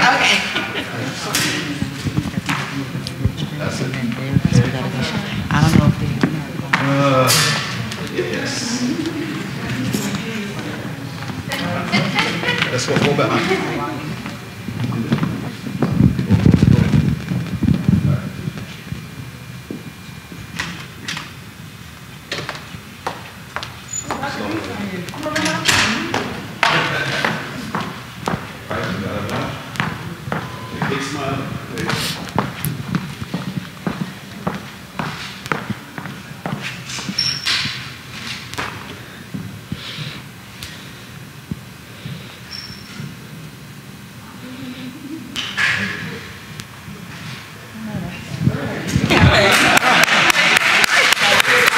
Again, congratulations to our recipients.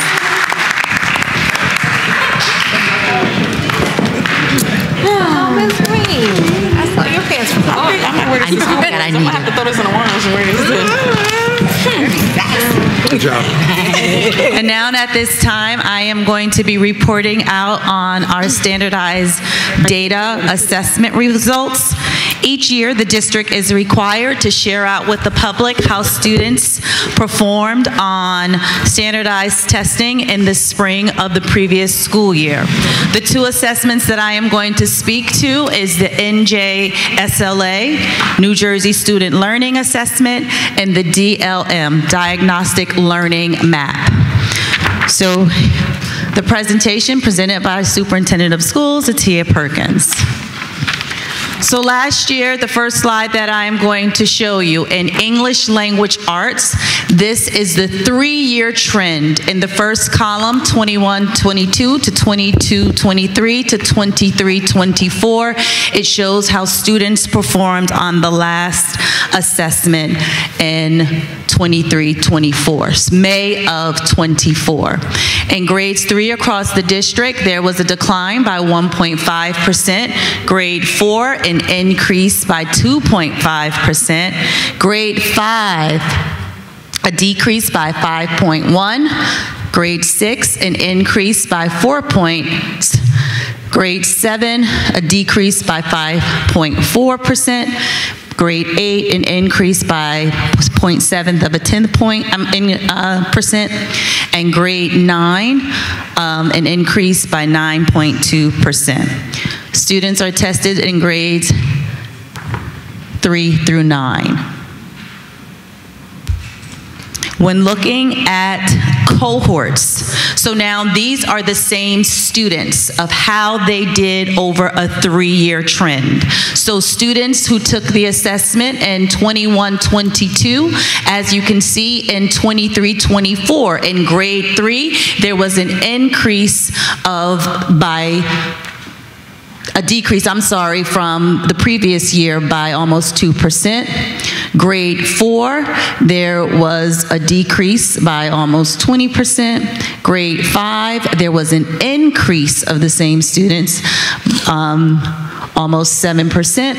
And grade 6, there was an increase by almost 6%. And grade 7, an increase by almost 2%. And in grade 8, there isn't any data because those students were in 9th grade last year, and we don't assess students in 9th grade. They take the assessment again in 10th grade.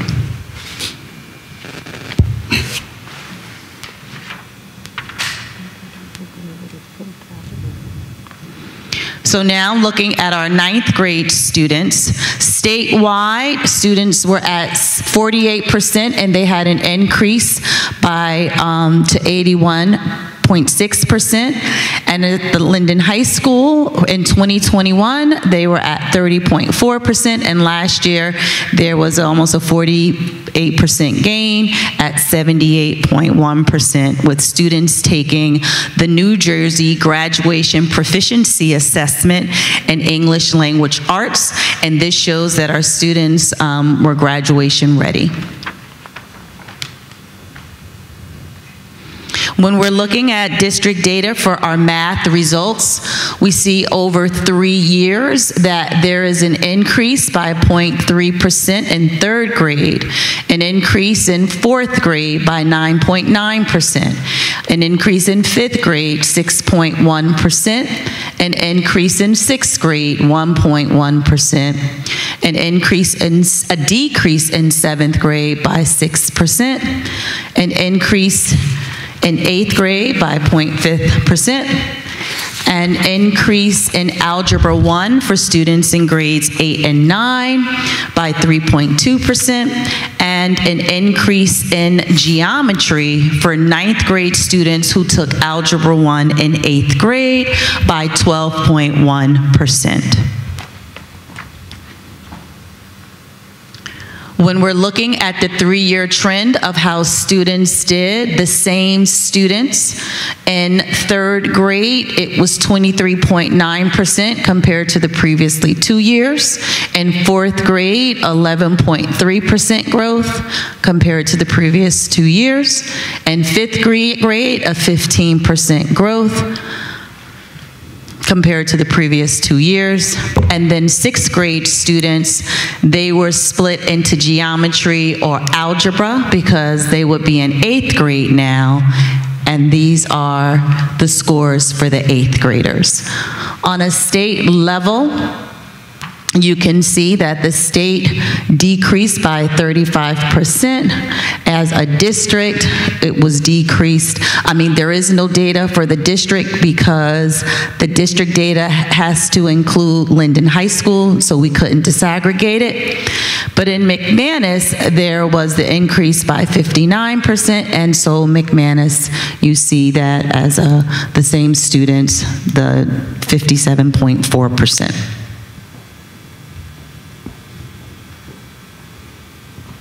When we're looking at 9th graders for the math cohort for 21-22 to 20, that should say, for algebra and then geometry, on the state level, they were at a 54.7%, and at Linden High School, we were at a 29%.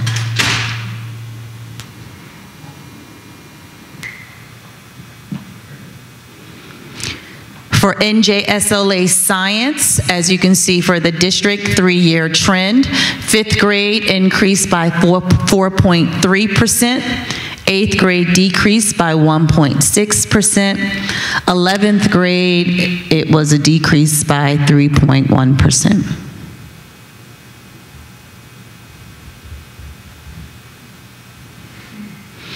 When we look at our district enrollment of our students' ethnicity, we have 51% Hispanic and Latino, 30% Black or African American, 12% White Caucasian, 4% multiple ethnicity, and 3% other.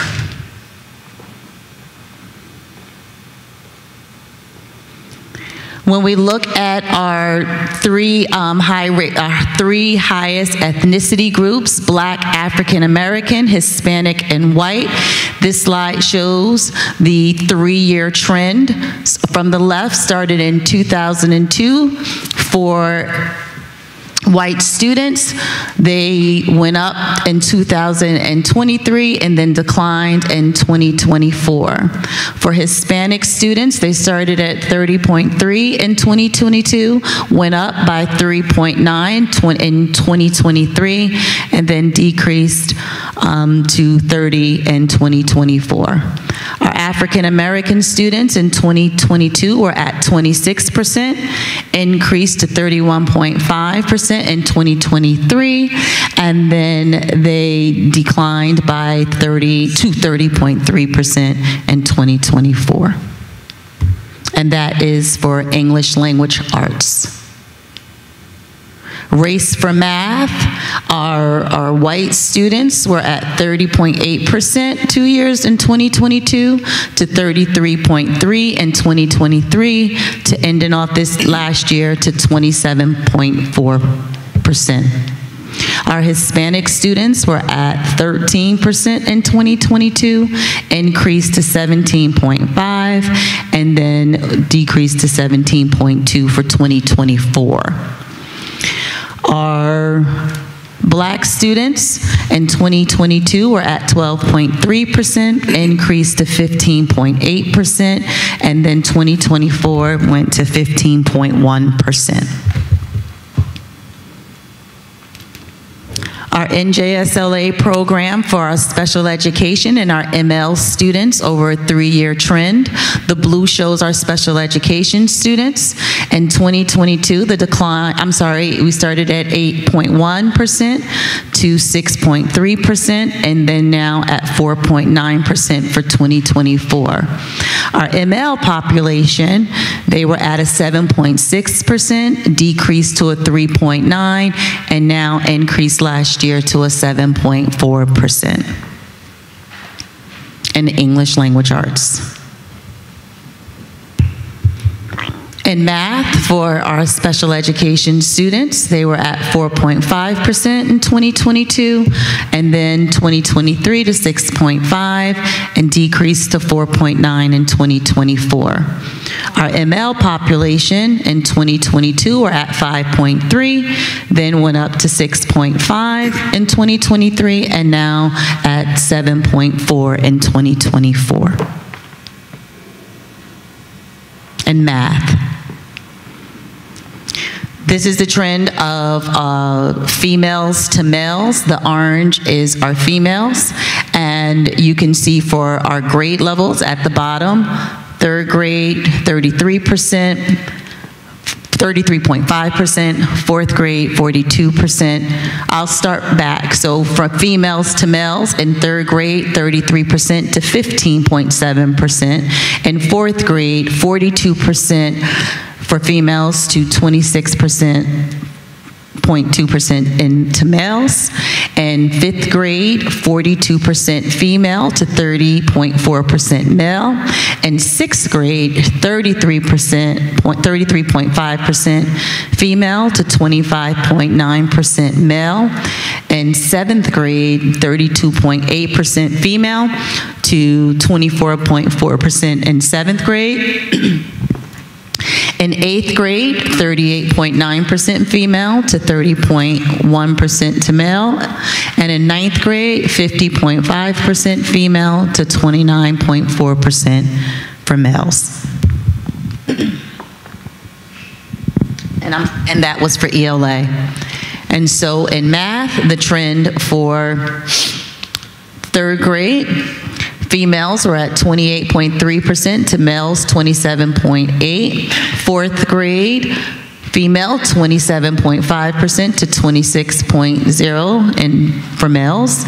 In 5th grade, females were at 20.6% to males at 27.3%. 6th grade, females were at 9.6% to males at 13.1%. 7th grade, females were at 12.9% to males at 16.9%. 8th grade, females were 3.4% to males at 8.9%. And then Algebra 1, females were at 16.2% to males at 16.8%. Now, as we look at our dynamic learning map, again, these are broken down into 4 performance levels: emerging, approaching the target, and advanced. This assessment is designed for students with cognitive disabilities, severe cognitive disabilities. They are assessed in ELA, math, and science in grades 5 and 8. The test is administered 1-to-1, and it's an adaptive test that's individualized for students to show what they know. The assessment is given in testlets, or called chunks, for students' sustainability and engagement to complete the test. So there were 58 students who took the DLM test. In district were 44 students, to out-of-district placement, 14 students. In English Language Arts, we had 29 students who were at emerging, 19 were at approaching, 10 were at target, and there were no students at advanced for English Language Arts. For math, 35 students were emerging, 11 were approaching, 5 were at target, and we had 1 student at advanced. 52 students overall. In science, 23 students, 13 at emerging, 8 at approaching. It should be 2 at target, and no students for advanced. So overall, when we look at our district goals for this school year, we have a goal for student success. And it states that we will conduct data analysis to promote language development, differentiated learning experiences, and continuous improvement.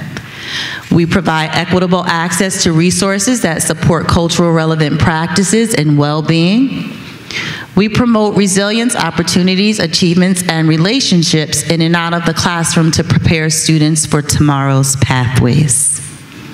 Our staff development and support goal is to attract, develop, and retain top-tier personnel, focus on meaningful professional growth opportunities for cultural responsiveness, sense of belonging, and innovative teaching and learning methods. We also foster a climate and culture that empowers collective efficacy. So next steps to address the spring 2024 data is for our district to remain in a place where we are back to the basics of the ABCs. We are focusing this year on chronic absenteeism, and we have our attendance review teams in each building who will be speaking with that compromises of administration, nurse, and social workers and teachers, and to look individualized student attendance patterns, and then have meetings with parents, guardians, students to develop action plans for the students. We address behavior through positive behavior support in school systems, PBSIS. We also have multi-tiered systems of support in place. We are promoting restorative practices, and we also tailor our instruction to social emotional learning. Our district is pushing forward and connecting with connection of culture to ensure that learning, celebrations, and support is provided to all students, and that's through our ROAR expectation for this school year. Instructional support in the classrooms, we have response to interventions, we have academic support, remedial reading, and instructional coaches.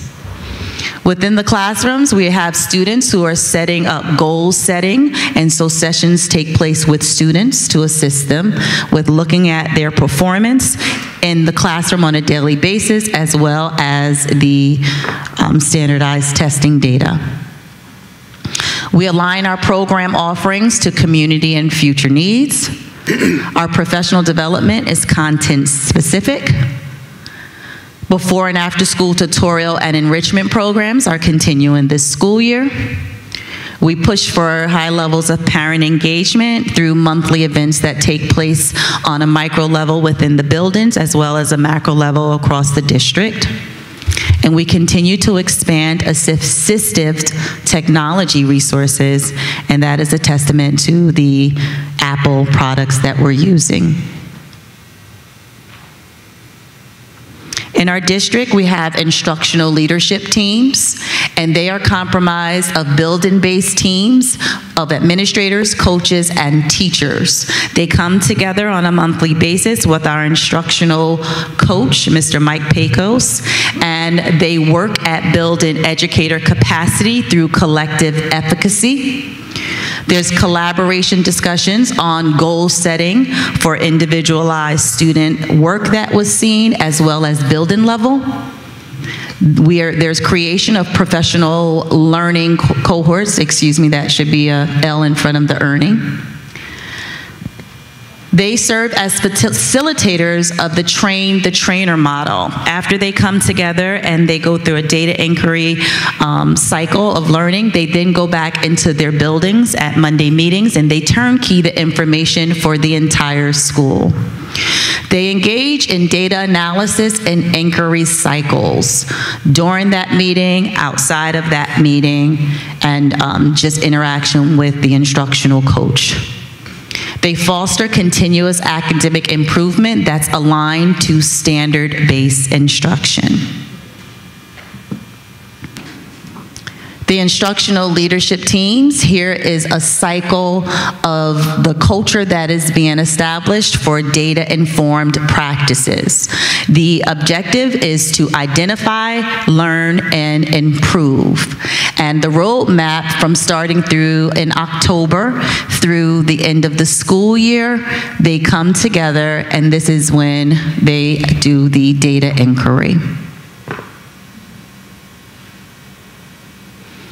Within the instructional leadership team's professional learning, they are looking at improvement, understanding that it is a process to get to outcomes. And they get to those outcomes by answering 3 questions, looking at the data.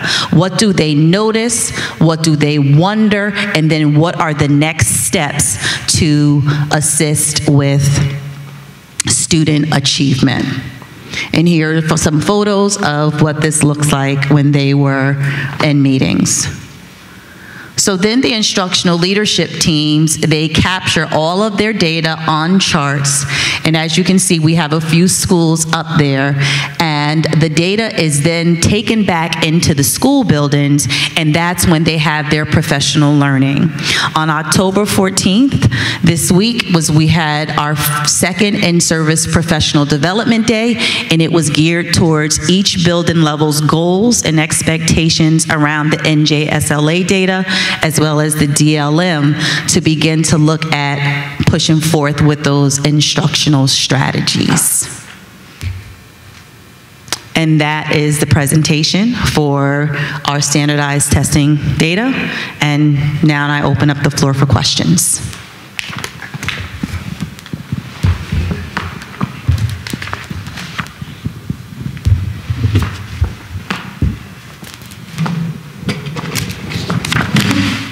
Thank you.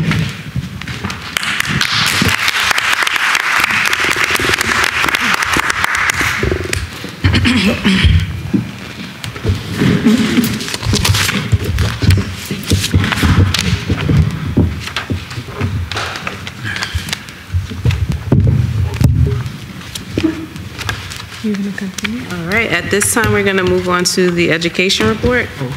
Did you want to, we do have one.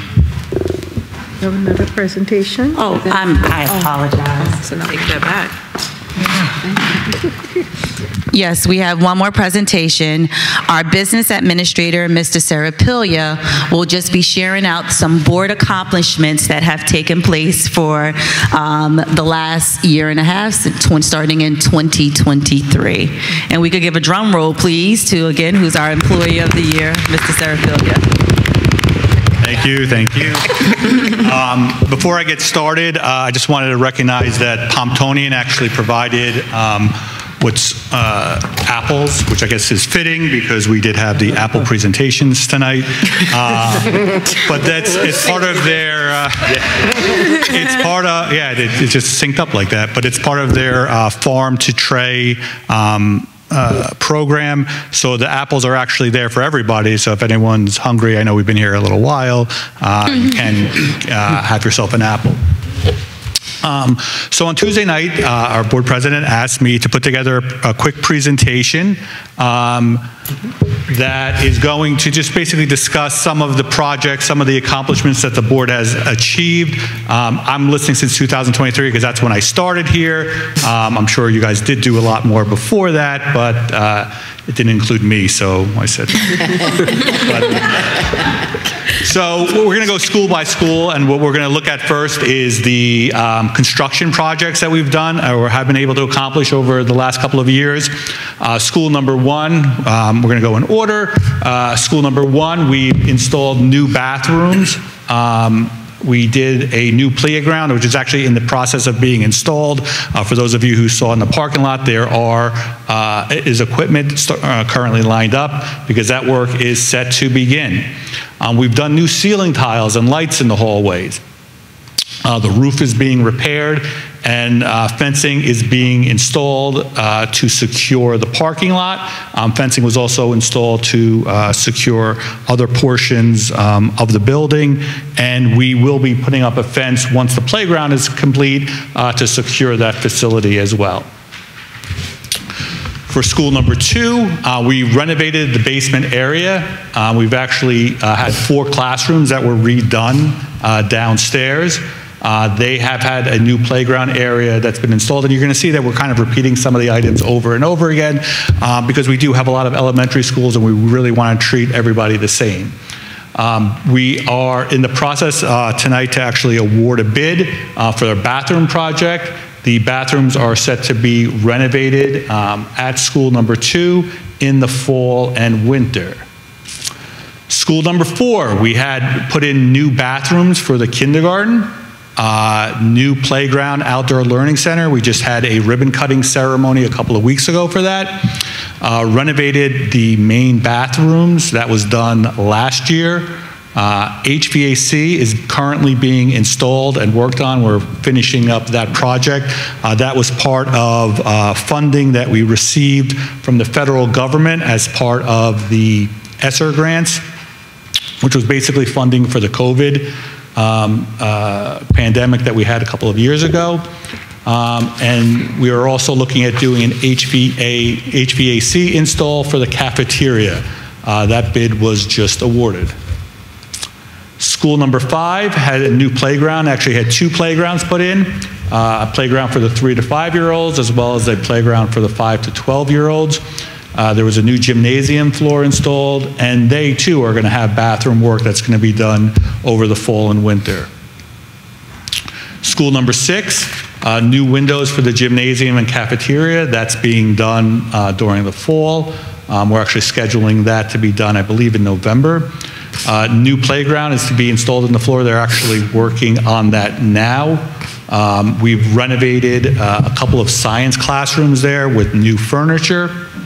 We did also the flooring in there and the lighting. And again, you're going to see this over and over again if you look at the agenda.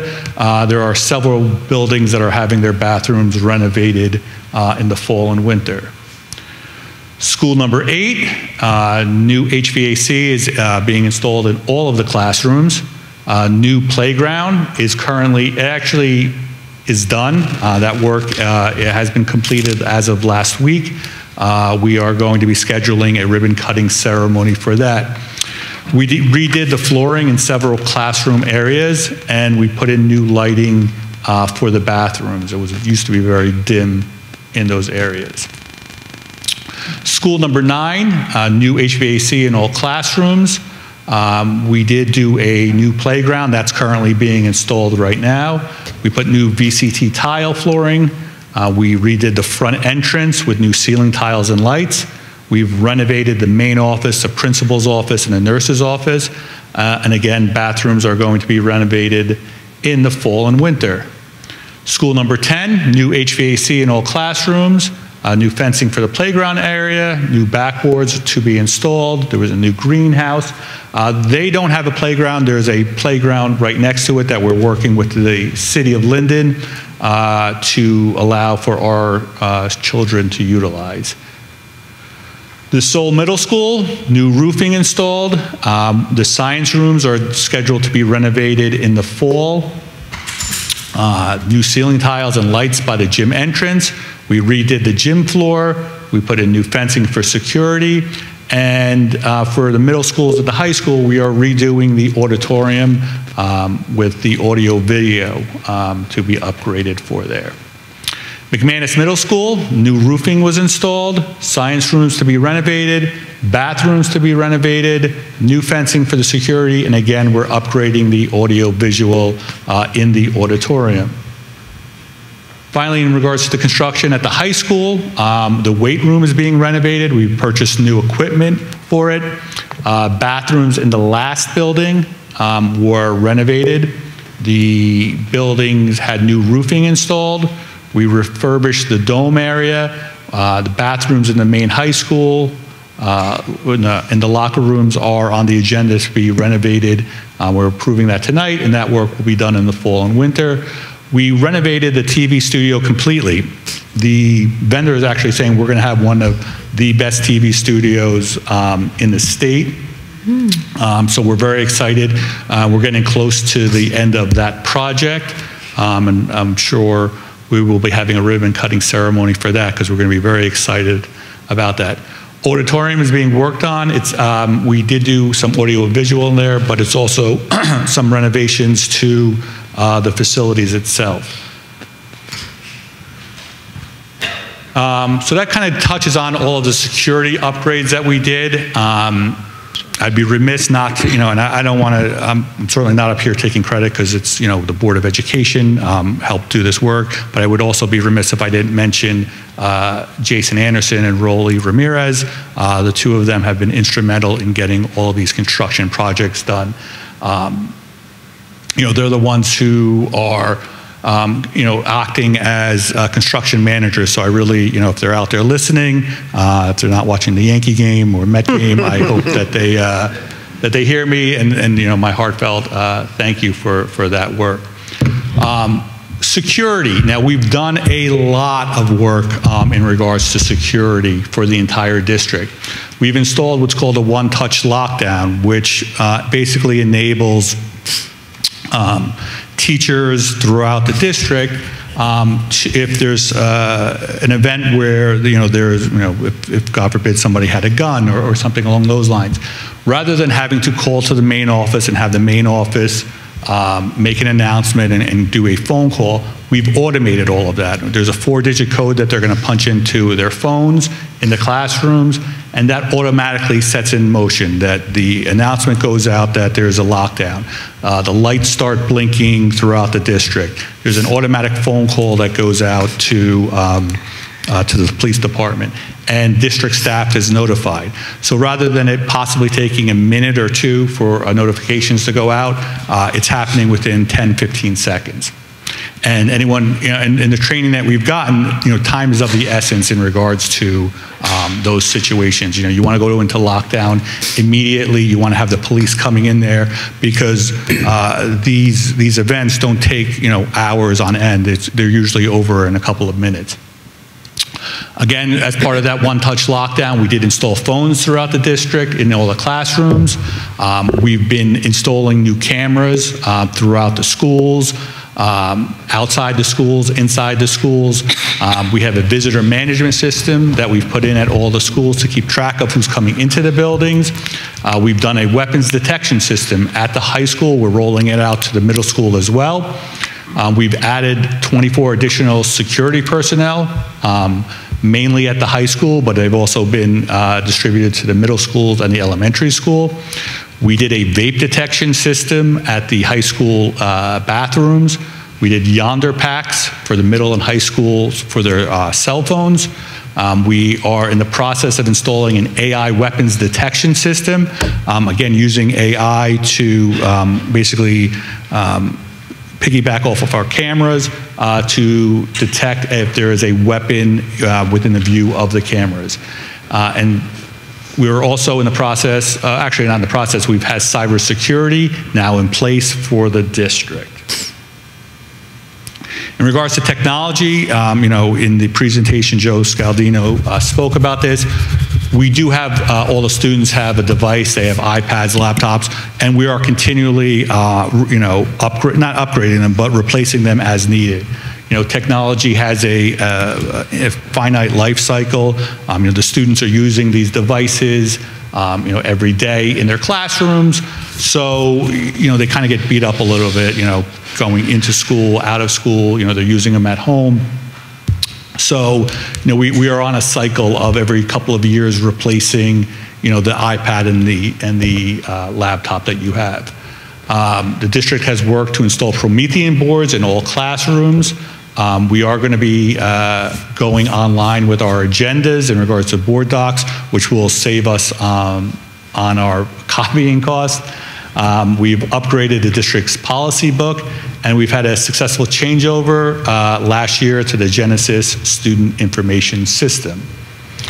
Miscellaneous type items in regards to accomplishments for the multilingual department. A new welcome center began operations during this current year, the 24-25 school year. Early childhood increased by about 5 classrooms per year for the last 3 years, and that is going to continue going because of the grant that we have. Finally, as Dr. B's, one of our big initiatives, the scholarships, in the last year has actually doubled from where it was the year prior.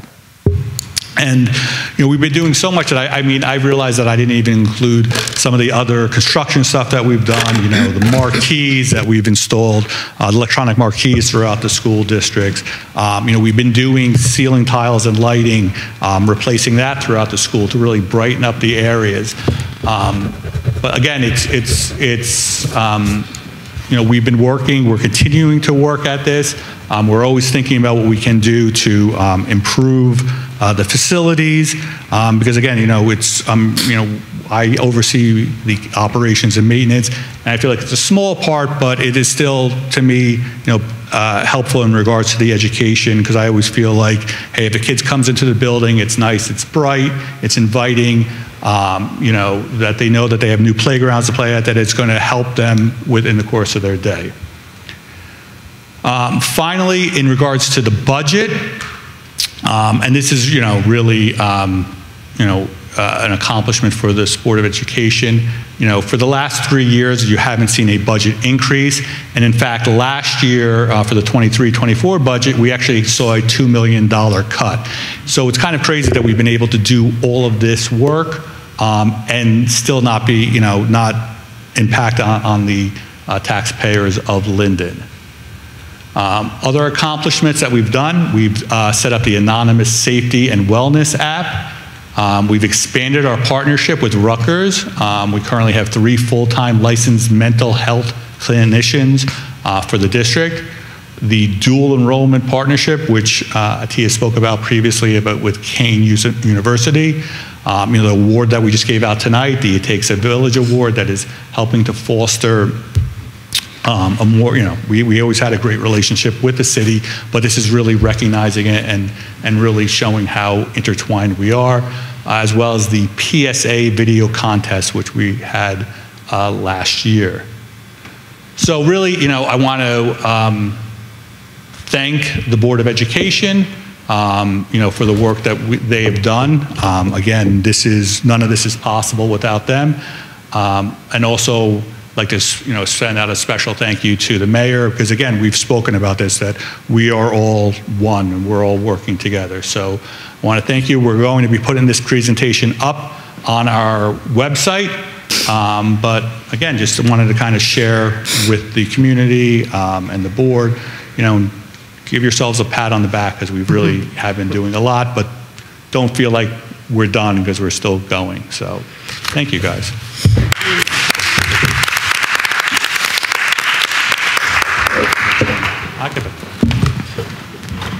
We working, right? Right. Give my board members a hand. Come on, we are working. Absolutely. To do all of this and don't raise taxes, I am telling you, it is awesome. We have been looking in every nook and cranny to make sure we fix every problem for our students and our district, and we still have a lot to do.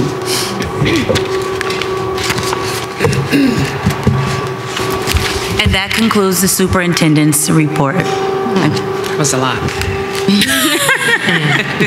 Thank you, everyone.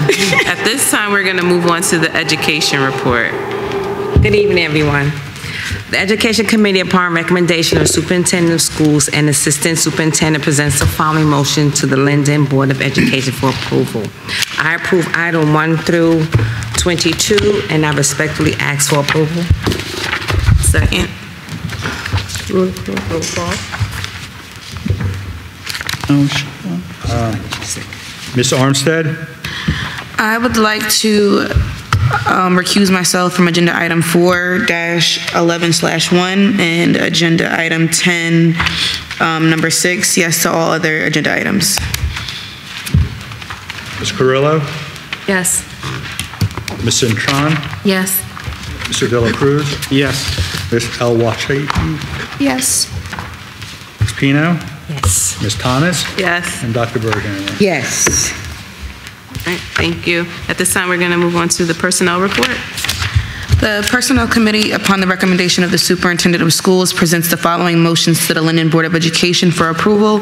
All appointments and reappointments are contingent upon and may be modified based on student participation and the district's receipt of sufficient state school aid and other revenue funding. I would like to make a motion to approve items 1 through 42. I respectfully ask for a second. Second. Roll call. Ms. Armstead? Yes. Ms. Carrillo? Yes. Ms. Cintron? Yes. Mr. De La Cruz? Yes. Ms. Elwachi? Yes. Ms. Pino? Yes. Ms. Thomas? Yes. And Dr. Berghammer? Yes.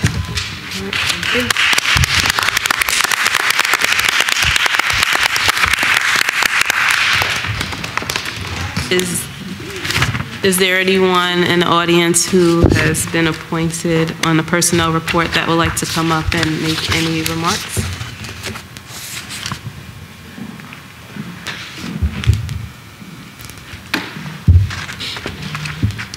Hello. My name is Norma Trujillo, and I was appointed to be a secretary at the superintendent's office.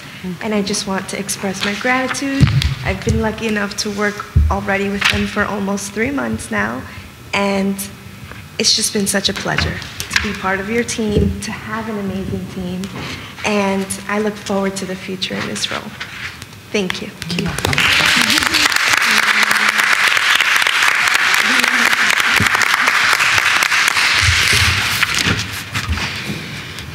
Thank you. At this time, we're going to move on to the finance report. The Finance Committee, upon recommendation of the Superintendent of Schools and the Business Administrator Board Secretary, present the following motions to the Linden Board of Education for approval. I approve items numbers 1 through 30. I respectfully ask for a second. Second. Roll call. Ms. Armstead? Yes. Ms. Carrillo? Yes. Ms. Cintron? Yes. Mr. De La Cruz? Yes. Ms. Elwachi? Yes. Ms. Pino? Yes. Ms. Thomas? Yes. And Dr. Berghammer? Yes. Thank you. This time we'll move on to Buildings, Grounds, and Securities report. The Buildings, Grounds, and Security Committee, upon recommendation of the Superintendent of Schools and the Business Administrator Board Secretary, present the following motions to the Linden Board of Education for approval. Looking for a second from number items 1 through number 4. Second. Roll call. Ms. Armstead? Yes. Ms. Carrillo? I would like to recuse myself from items 1. Yes to all other items. Ms. Cintron? Yes. Mr. Dela Cruz? Yes. Ms. El-Washihi? Yes. Ms. Pino? Yes. Ms. Thomas? Yes. And Dr. Berghammer? Thank you. Moving on to Planning and Policy Report. The Planning and Policy Committee, upon the recommendation of the Superintendent of Schools, presents the following motions to the Linden Board of Education for approval. I respectfully ask for a second to approve items 1 and 2. Second. Roll call. Ms. Armstead? Yes. Ms. Carrillo? Yes. Ms. Cintron? Yes. Mr. Dela Cruz? Yes. Ms. El-Washihi? Yes. Ms. Pino? Yes. Ms. Thomas? Yes. And Dr. Berghammer? Yes. Thank you. At this time, we're going to move on to comments from the public. Members of the public desiring to make a public comment may come forward at this time. For those watching online, if you wish to make a comment or ask a question, please utilize the raise your hand feature on the online meeting platform. Please begin your comments by stating your name and address. Individuals are invited to speak on one topic at a time, and no individual will speak more than once until all individuals so desiring have spoken once. The public is reminded that to ensure the efficient and orderly operations of the meeting, members of the public will be limited to speaking on items for 3 minutes. Ladies first. Oh, thank you, sir. I drink like a gallon a day.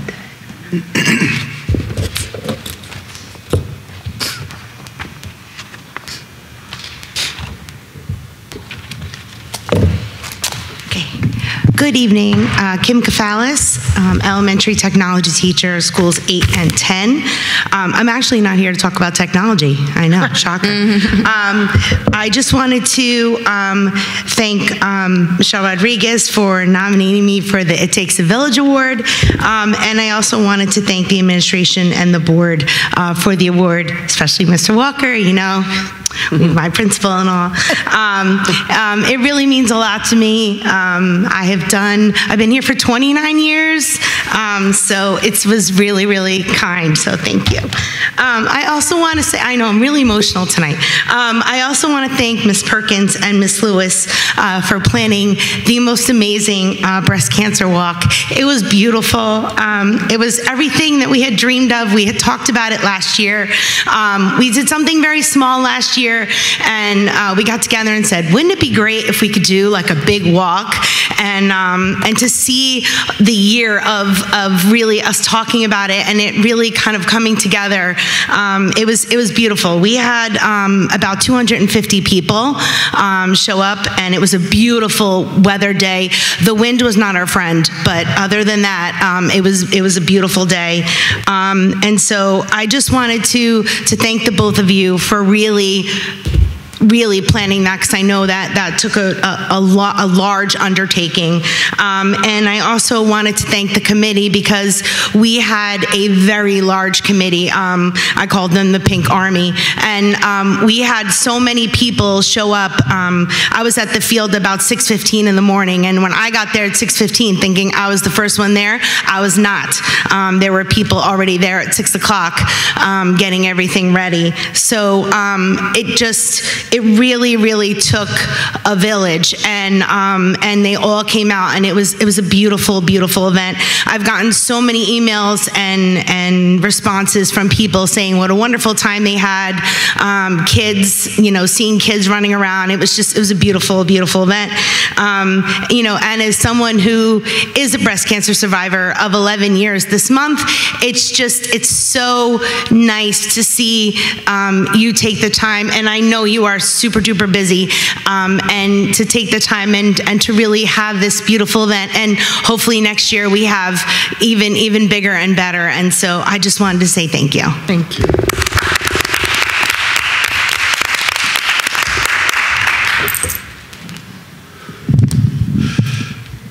Craig Halloran, 120 Donaldson Place. I guess I wanted to say welcome to our newest board member. Thank you so much. And I am looking forward to working not only with you, but all the board members and the administration, as I've always done in my own way with everybody. And I'm looking forward to it for another few years.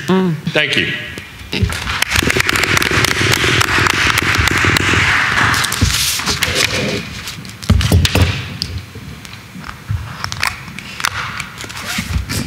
Good evening, Tanya Martin Cooper, President of Linden Education Association and resident of Linden, New Jersey. I'm here to say congratulations and welcome to the board.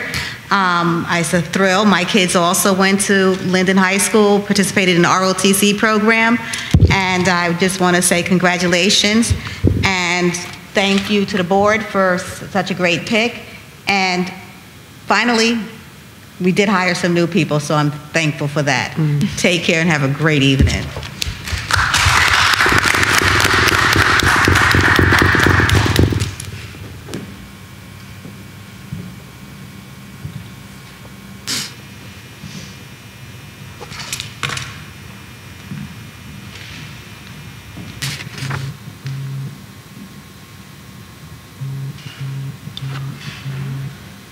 Anyone online? Okay. All right, at this time, we're going to go to new and unfinished business. Is there any new and unfinished business that members of the board would like to discuss? Right. At this time, we're going to move on to board member comments. Are there any comments that any board members would like to make at this time? I'll go quickly because I know everybody wants to go home. First, I want to offer up my condolences to Marsha Gavin's family and my condolences to Jabari Thomas's family. It's especially disheartening when we lose. Death overall is very sad, but when you lose a young person, it's really something that impacts the community on a large scale. So my condolences to the family and all the students that have been impacted. But I would like to give a big congratulations to Miriam. It's such a joyous day when we see the fruits of our labor of pushing the importance of civic engagement amongst our youth, and seeing that come to fruition. For 2 years, I wore the hat of being the youngest board member to currently sit on this board, and as Mayor Armstead mentioned, our goal is to pass that baton. So I would like to congratulate our newest and youngest board member, who will be bringing us such immense value at the age of 24. We are so proud of you. Your age is not a barrier, but a resource, and we look forward to working with you. Congratulations again. Thank you so much.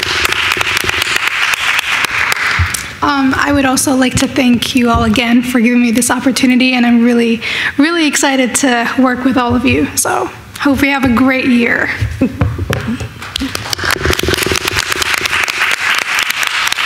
I would like to congratulate you also for joining the board, and I thought I got rid of a woman and I thought I was going to get another man, but no, I got another woman. But it's okay, I could deal with all you beautiful women in here. Yes, condolences to the families that lost somebody, especially a young one also. What we think about, we take for granted, like I say, we take for granted our families. Don't take them for granted. Say I love you in case you forget, because sometimes we just forget and we move with the speed of life. Okay, life is quick. Let's not take it for granted. Hug the person that you love and say I love you. Okay, congratulations to our retirees. Thank you for your commitment to Linden. And hey, once again, I always say it, take a shot on our behalf. Now you could drink unlimited without looking, I got to get up the next day with a hangover. No, you don't. Okay. Another thing I'm going to say, it might sound corny, but for our unsung heroes that we have every day in our system here, okay, and we have a lot. I say, take a listen to Mariah Carey's Hero. I dedicate that song to you guys. I dedicate it to our administration. It takes, you guys are all heroes, and you guys don't even realize it, okay? And I thank you for everything that you do day in and day out to make us a success. Thank you guys, that's all I have. Thank you. I would like to, go ahead. Okay. Good evening, everyone. I know it's getting late, but I want to say congratulations and thank you. Like Brianna said, you're the youngest one here, so we're going to pick your brain, and we do appreciate you. And we thank you because you didn't have to do this. You didn't have to run. You didn't have to come, but we appreciate it. okay? And John, thank you for your report. I appreciate it. It was nice. It was really nice. And the calendars, thank you very much. I appreciate it because we sure needed it, okay? Thank you. And everyone have a good night. Thank you for staying. And we appreciate you guys so much. You know, you come out, you show out, you say what you have to say. We listen to you and you listen to us, and we thank you very much. So thank you, everyone. Have a good night and get home safe. Thank you. Thank you. So I'll be quick as well. Miss Mariam El Washahi, congratulations, welcome, and I can assure you that you are working with an amazing team. I already know. You can tell. Congrats to Mayor Derek Armstead on his award and everyone else for the It Takes a Village Award. My condolences to the family of Jabiri Thomas and Marsha Gavin. And thank you to all retirees. Congratulations as well. And thank you for the presentations. Those always keep us up to date and on our toes. Thank you. Thank you.